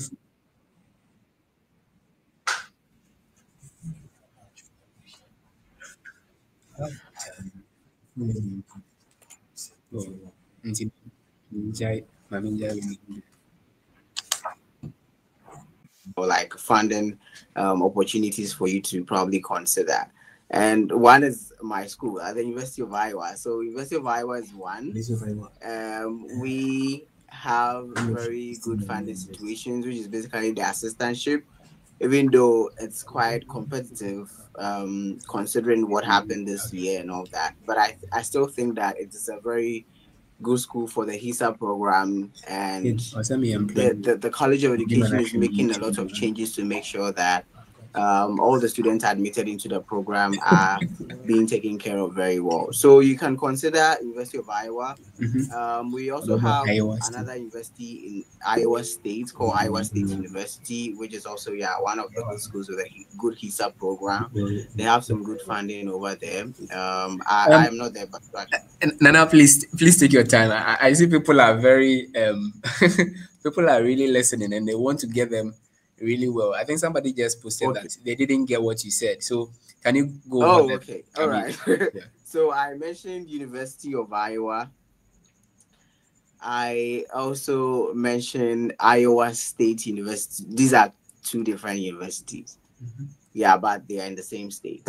Yeah, so they have very good HESA programs. I also know about the University of Denver, which is in Colorado.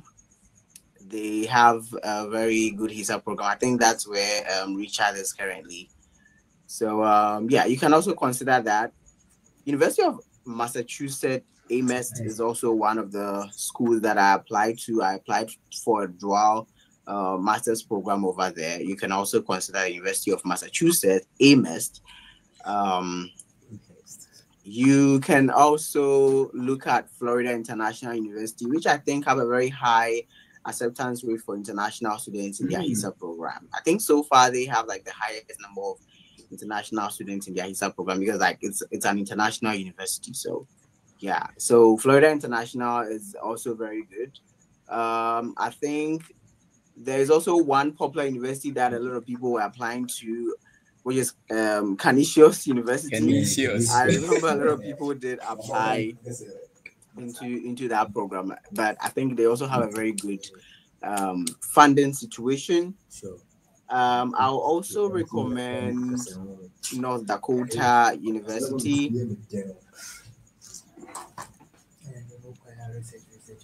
And South Dakota.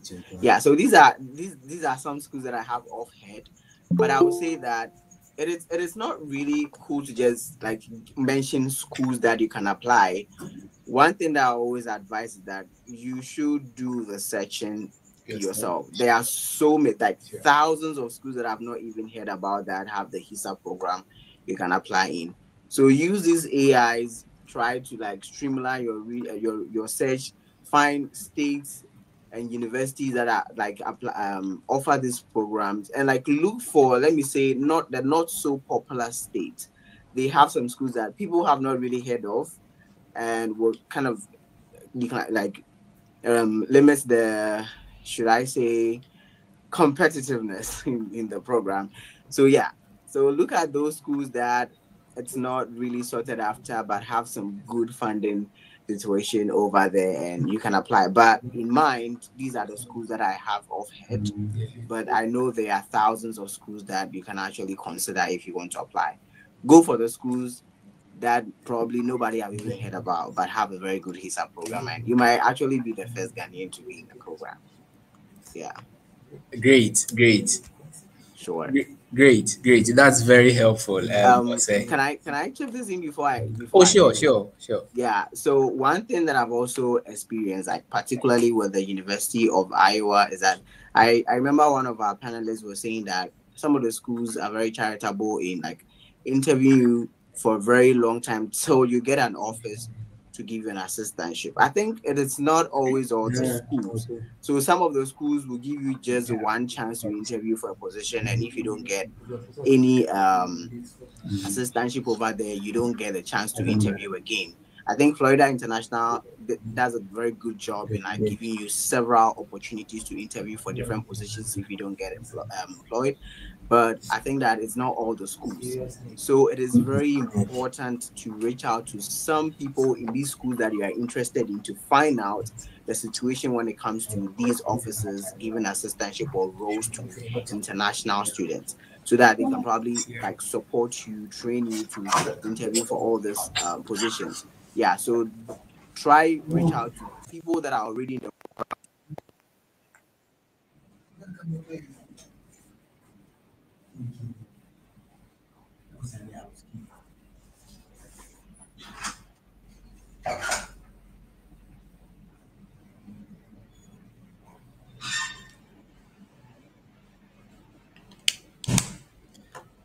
All right, great, great. Thank you very much. Thank you very much, Jose.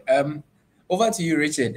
Are there some schools you'd like to recommend our international relations officer? So are there some schools? I'm sure you may have a lot. I mean,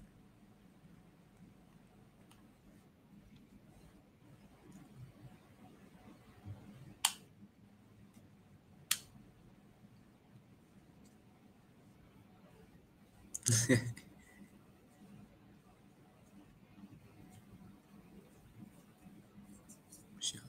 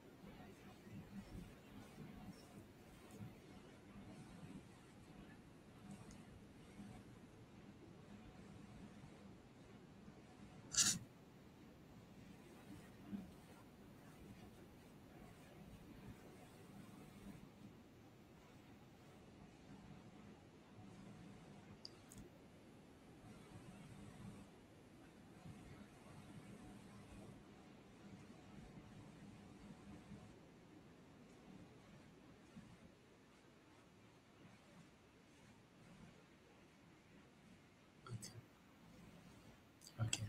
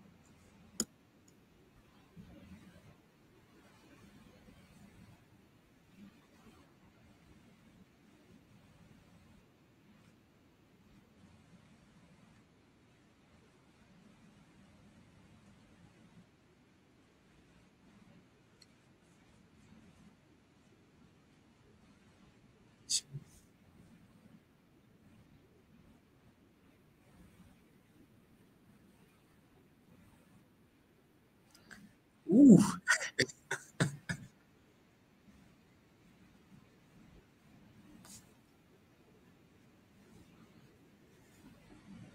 Wow.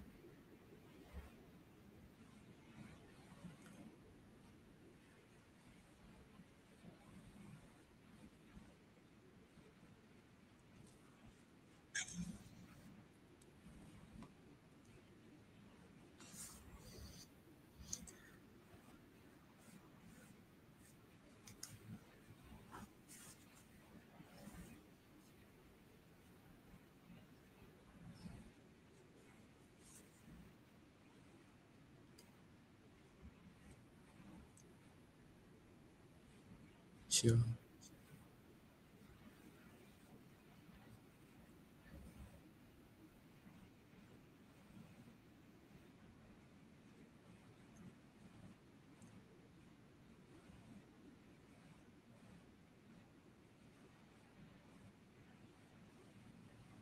Sure. Sure. That's very helpful. Thank you very much.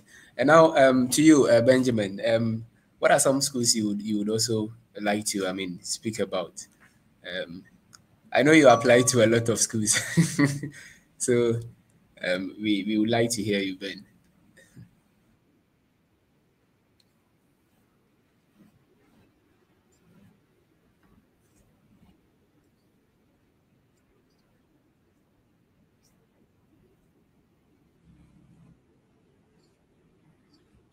Buffalo. Sure.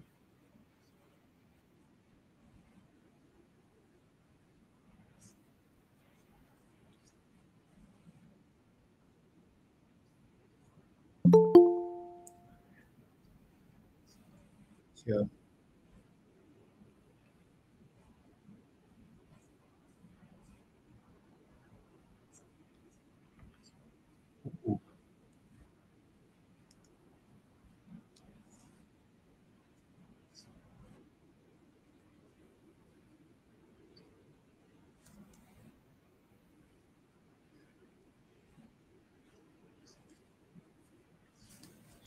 How about Clemson?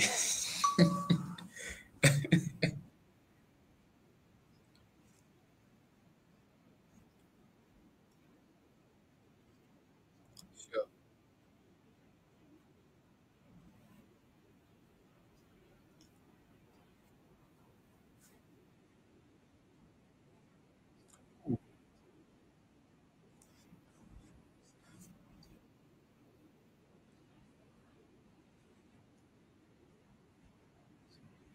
Oh,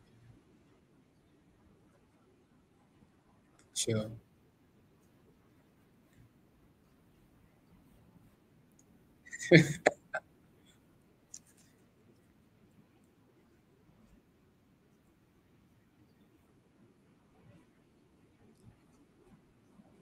Hmm. Visa.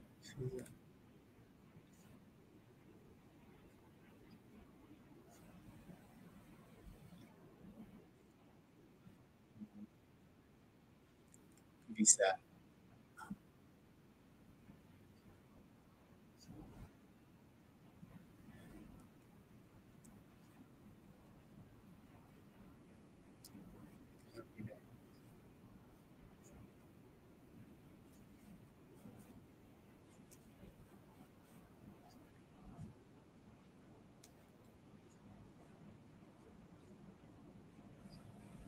Sure. Thank you very much. Thank you very much.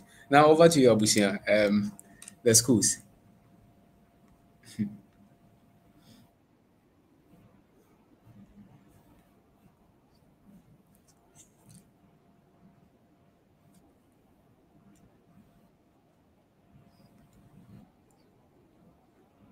Sure.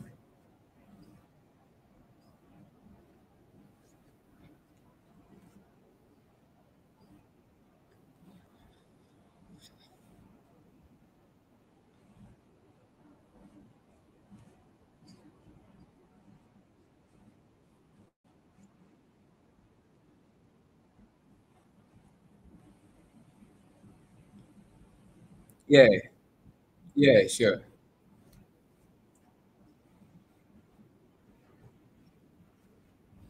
Sure.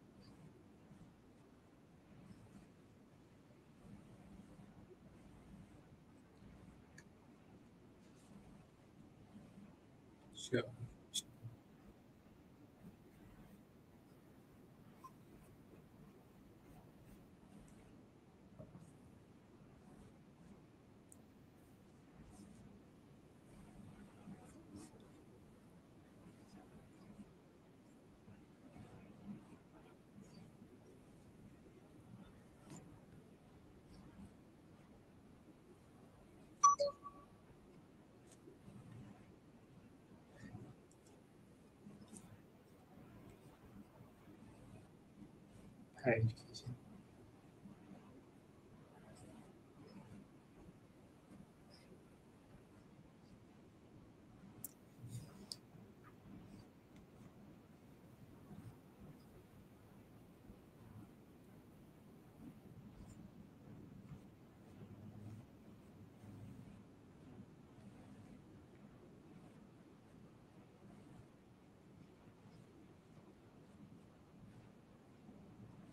Okay.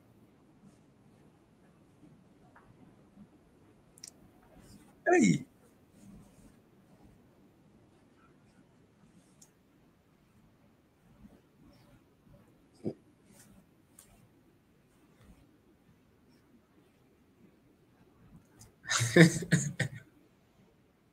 Sure.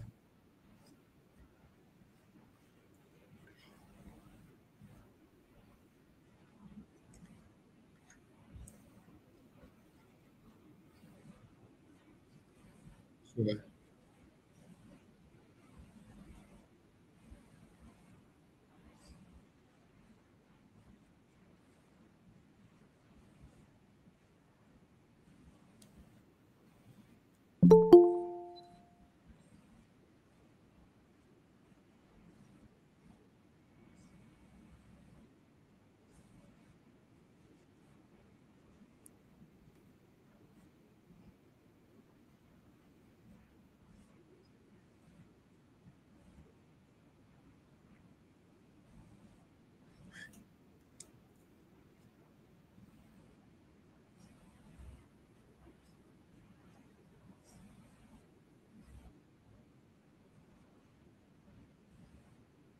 Ohio State. Okay.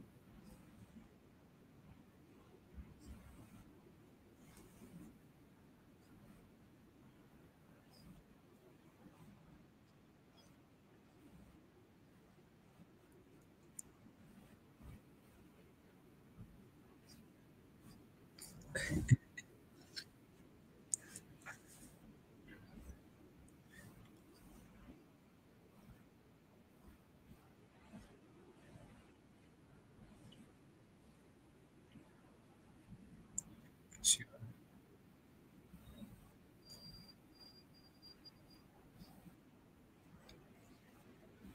Higher education.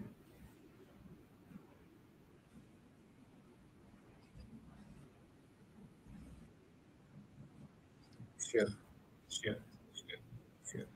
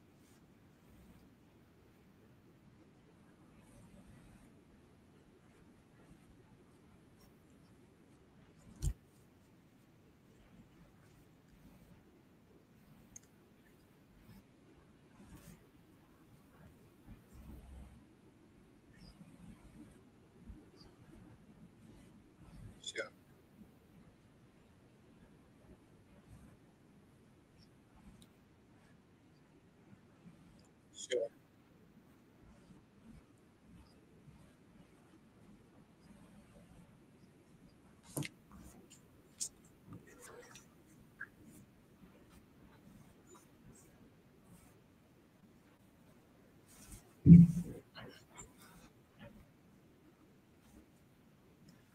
Yes.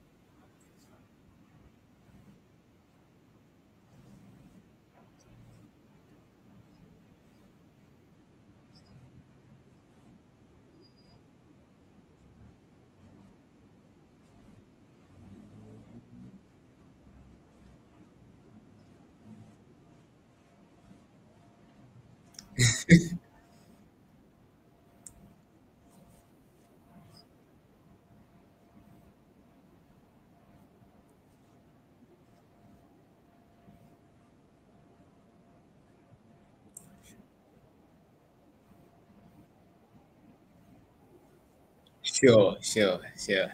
Thank you very much. Thank you very much, Enoch. So before we come to the Q&A session, and we finally wrap everything up, guys, if you have any questions, you can start bringing them up. We would have the Q&A sessions. We will take maybe a few questions here, and then after which maybe we will share the links to the LinkedIn profiles of the respective um, resource persons so that you are able to reach out to them and also speak or maybe connect with them via LinkedIn also. So if you have any questions, you can start, raising your hands so that we pick you one after the other. But before then, I would like to hear your final words, maybe final advice, maybe a word or two, something that you think if you knew back then when you were doing your applications, things would have been a lot easier for you. So maybe some general advice or tips before we take the questions. So guys, if you have questions, you can raise your hands while they respond to some of these issues so that right after that, we just pick up the questions and then we wrap everything up. So let's begin with you, Richard. What are some of the things you would like to maybe share, maybe some of the things you think probably if you knew back then when you were doing your application, things would have been a lot easier for you. So maybe a thing or two so that we just wrap it up or something. Sure. Thank you.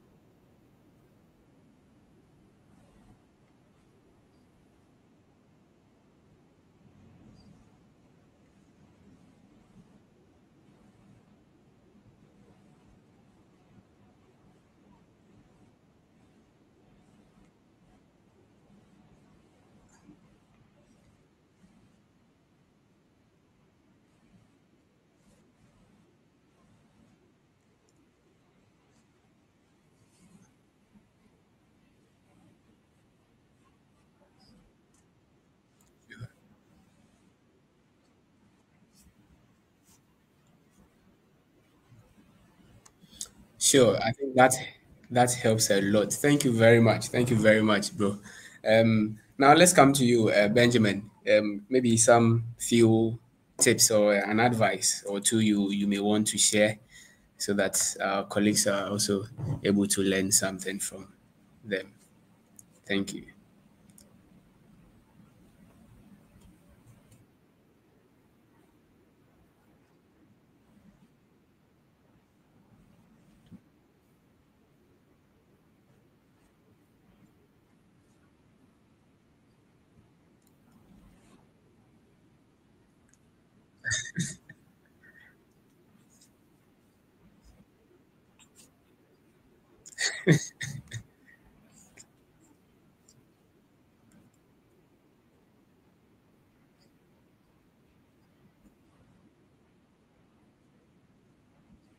Sure,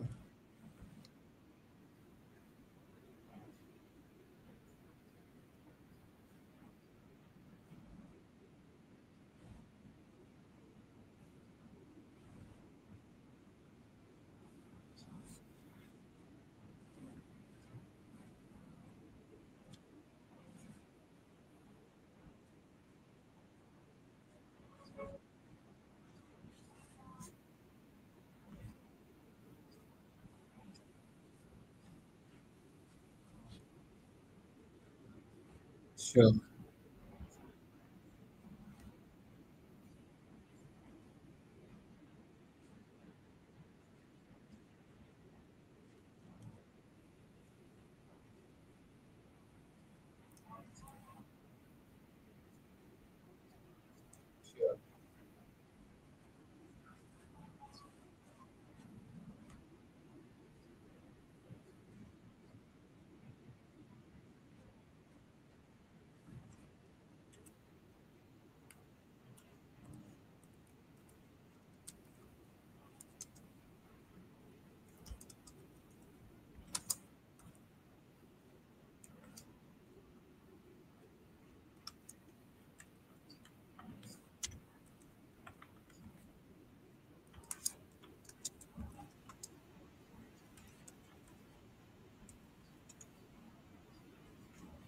sure, sure,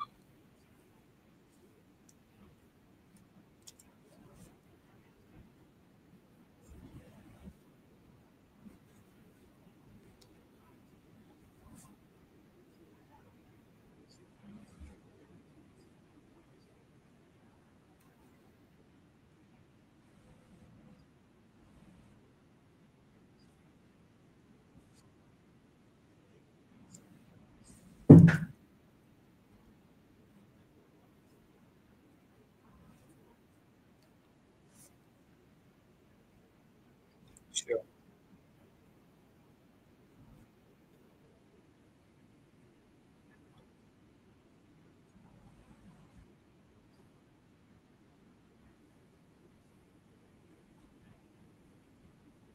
sure,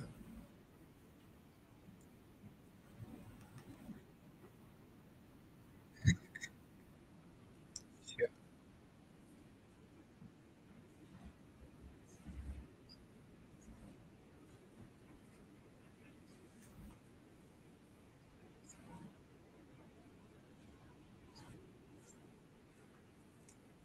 They see, oh,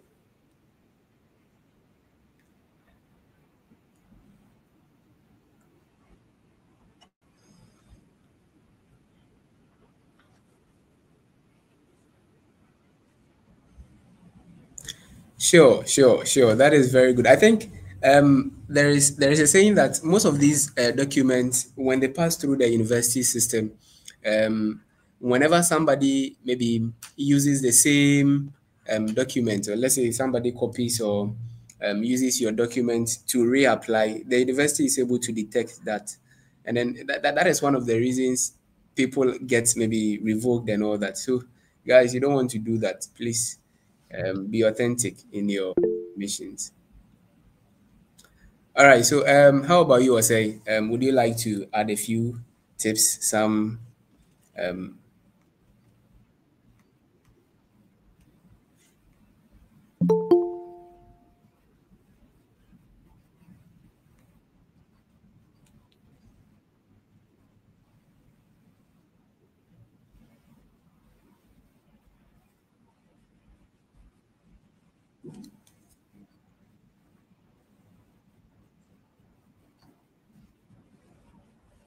Sure.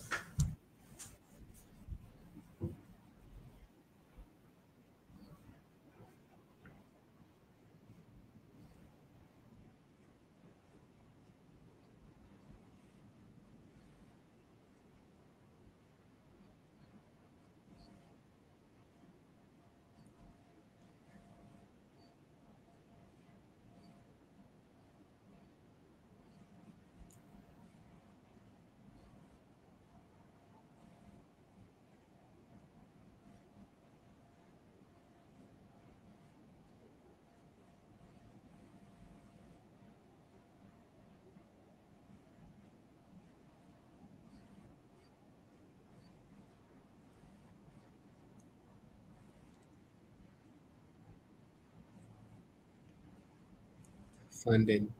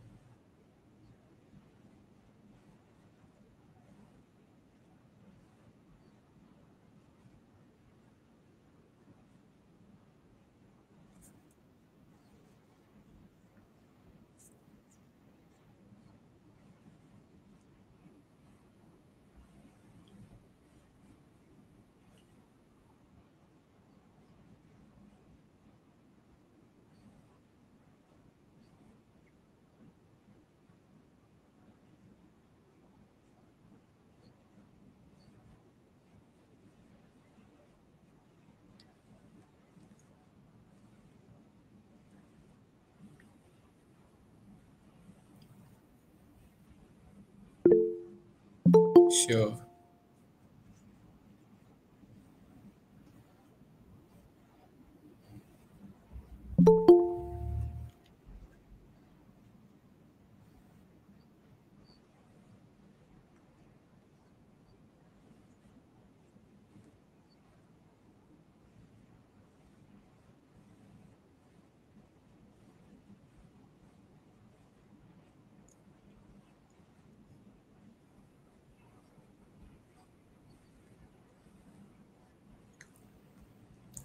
All right, thank you very much, Osei. And finally, back to you, Abusia.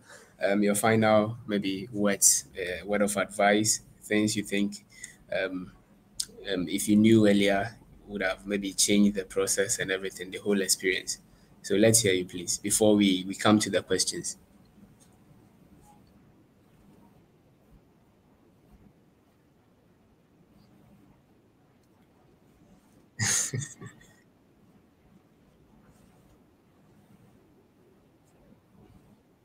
Sure.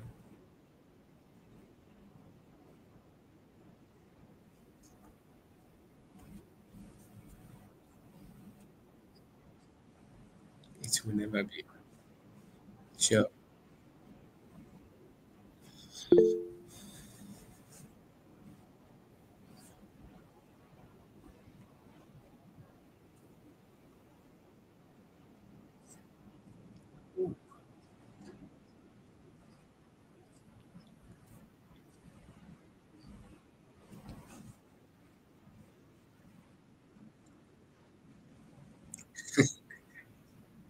Sure.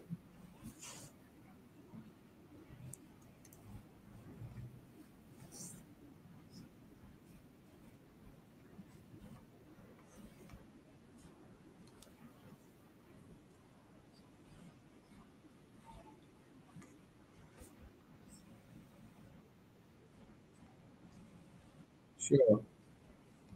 Sure. Sure. Sure.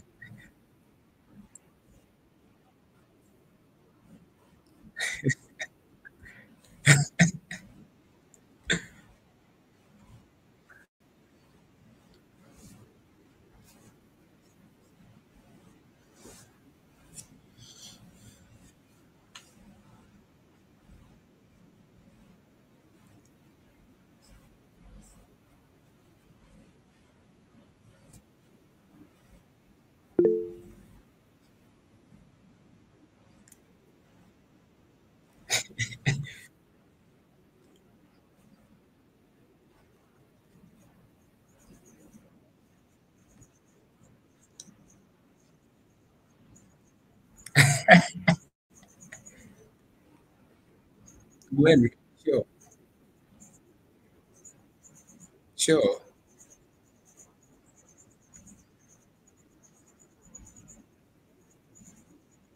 Sure.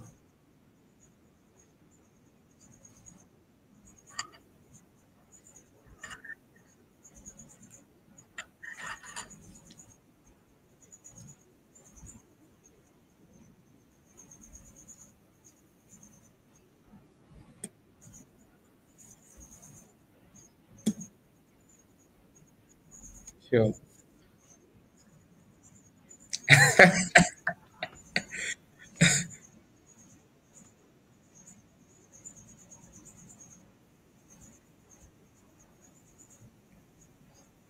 Sure.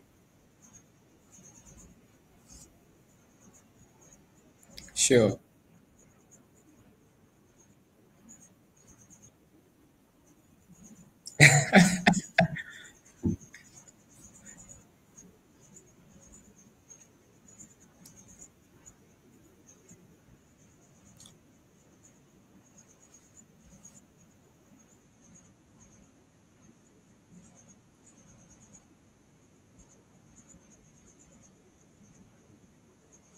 Sure.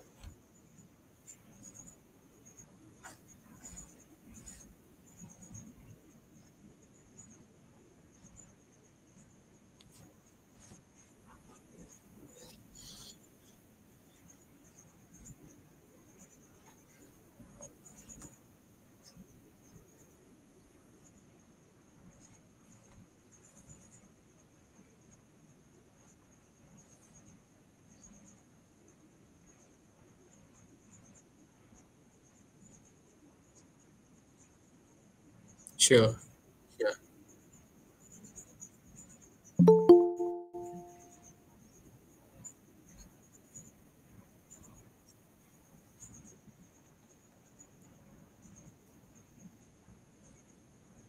Sure. Thank you very much. Thank you very much, Abusia. I think that's a lot of wisdom. Thank you very much.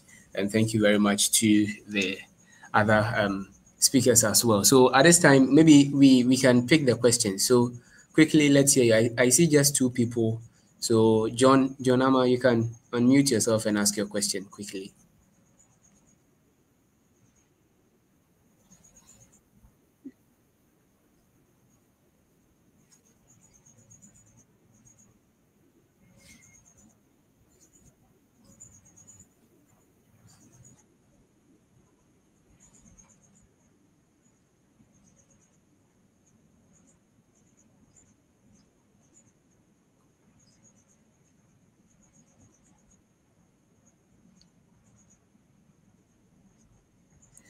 John, please, can you hold on? Humphrey, please, you can mute yourself, okay? When John finishes, we'll pick you, please.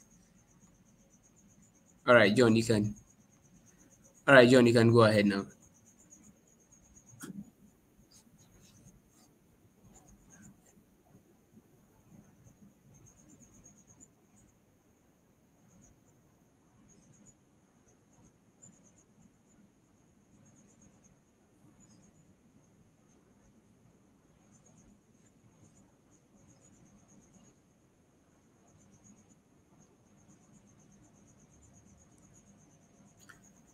Oh, okay, okay. Um, so guys, who would like to go first? Maybe personally, I have a similar experience, and then I would like to share. But then I would like to hear from my bosses before I also add my little submission. So, any of you who would like to go first can go ahead. Yeah, yeah, he mentioned that.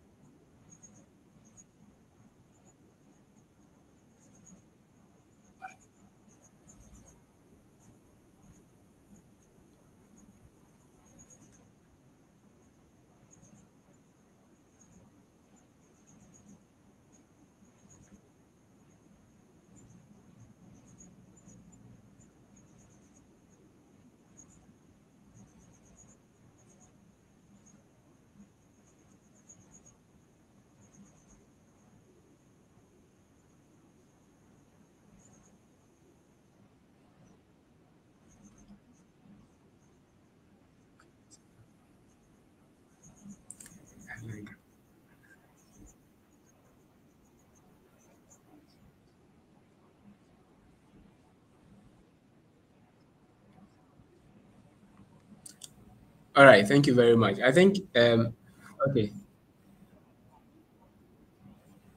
No.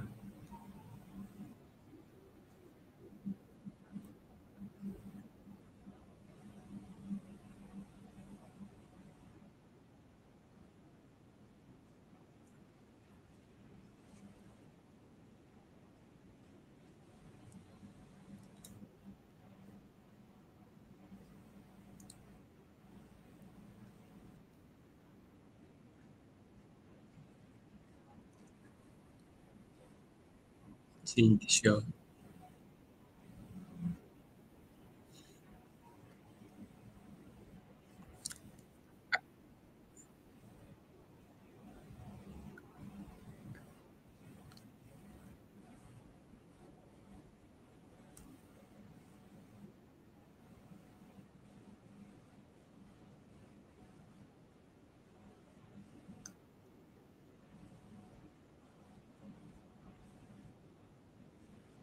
Sure.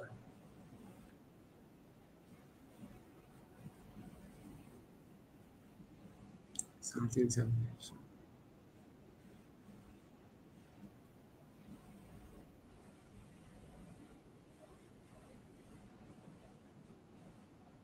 Everything together. Sure. Sure.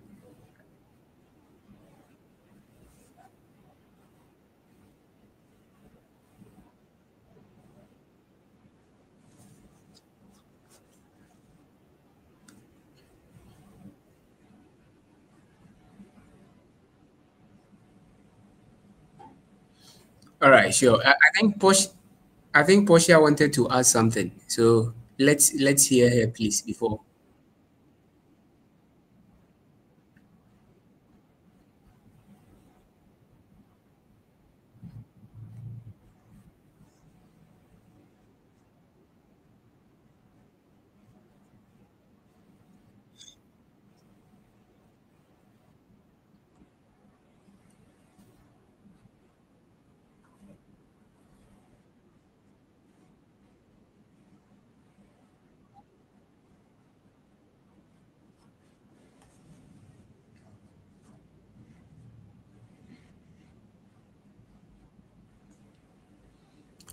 All right. Thank you. Thank you very much, Portia. Just if I'm sure that helps.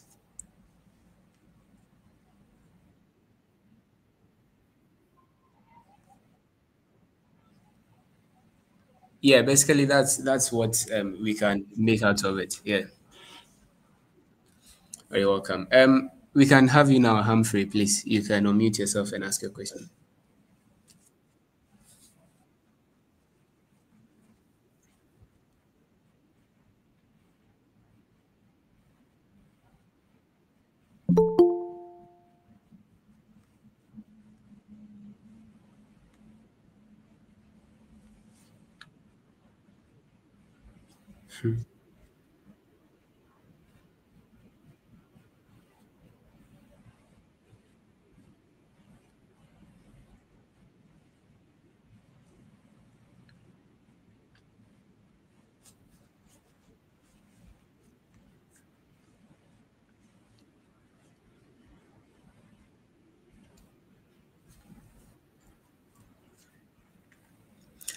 Please, we want to get your question well. So the scholarship they gave you was, let's say, a merit-based scholarship, right?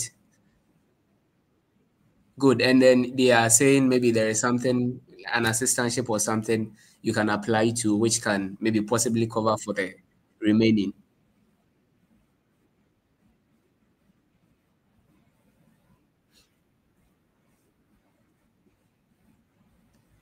Oh, okay.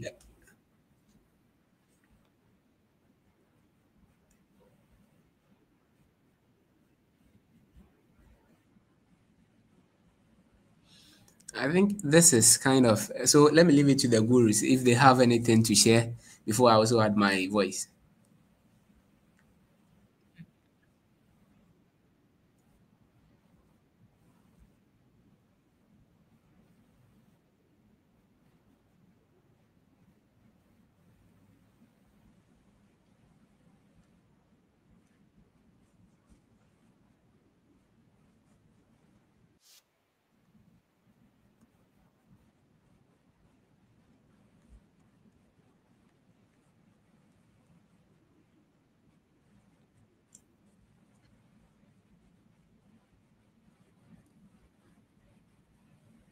Okay.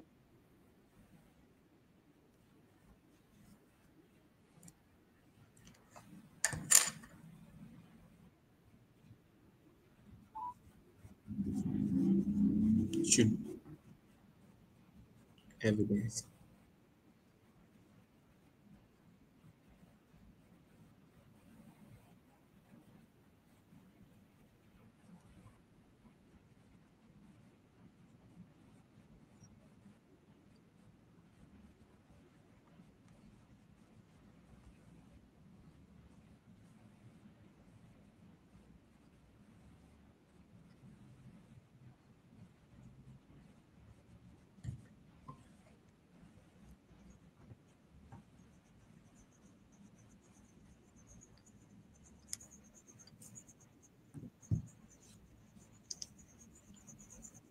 Sure. And then get the visa.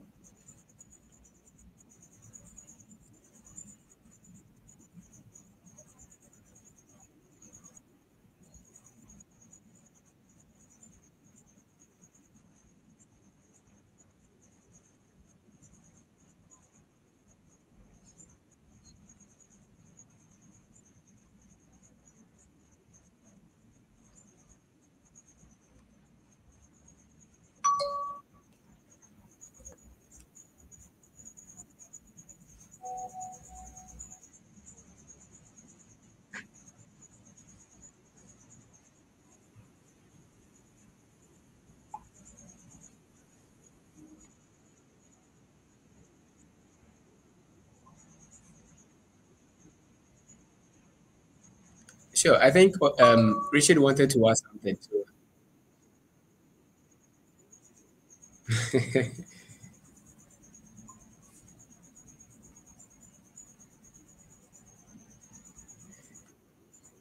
I think, yeah. So Richard, please check your, yeah.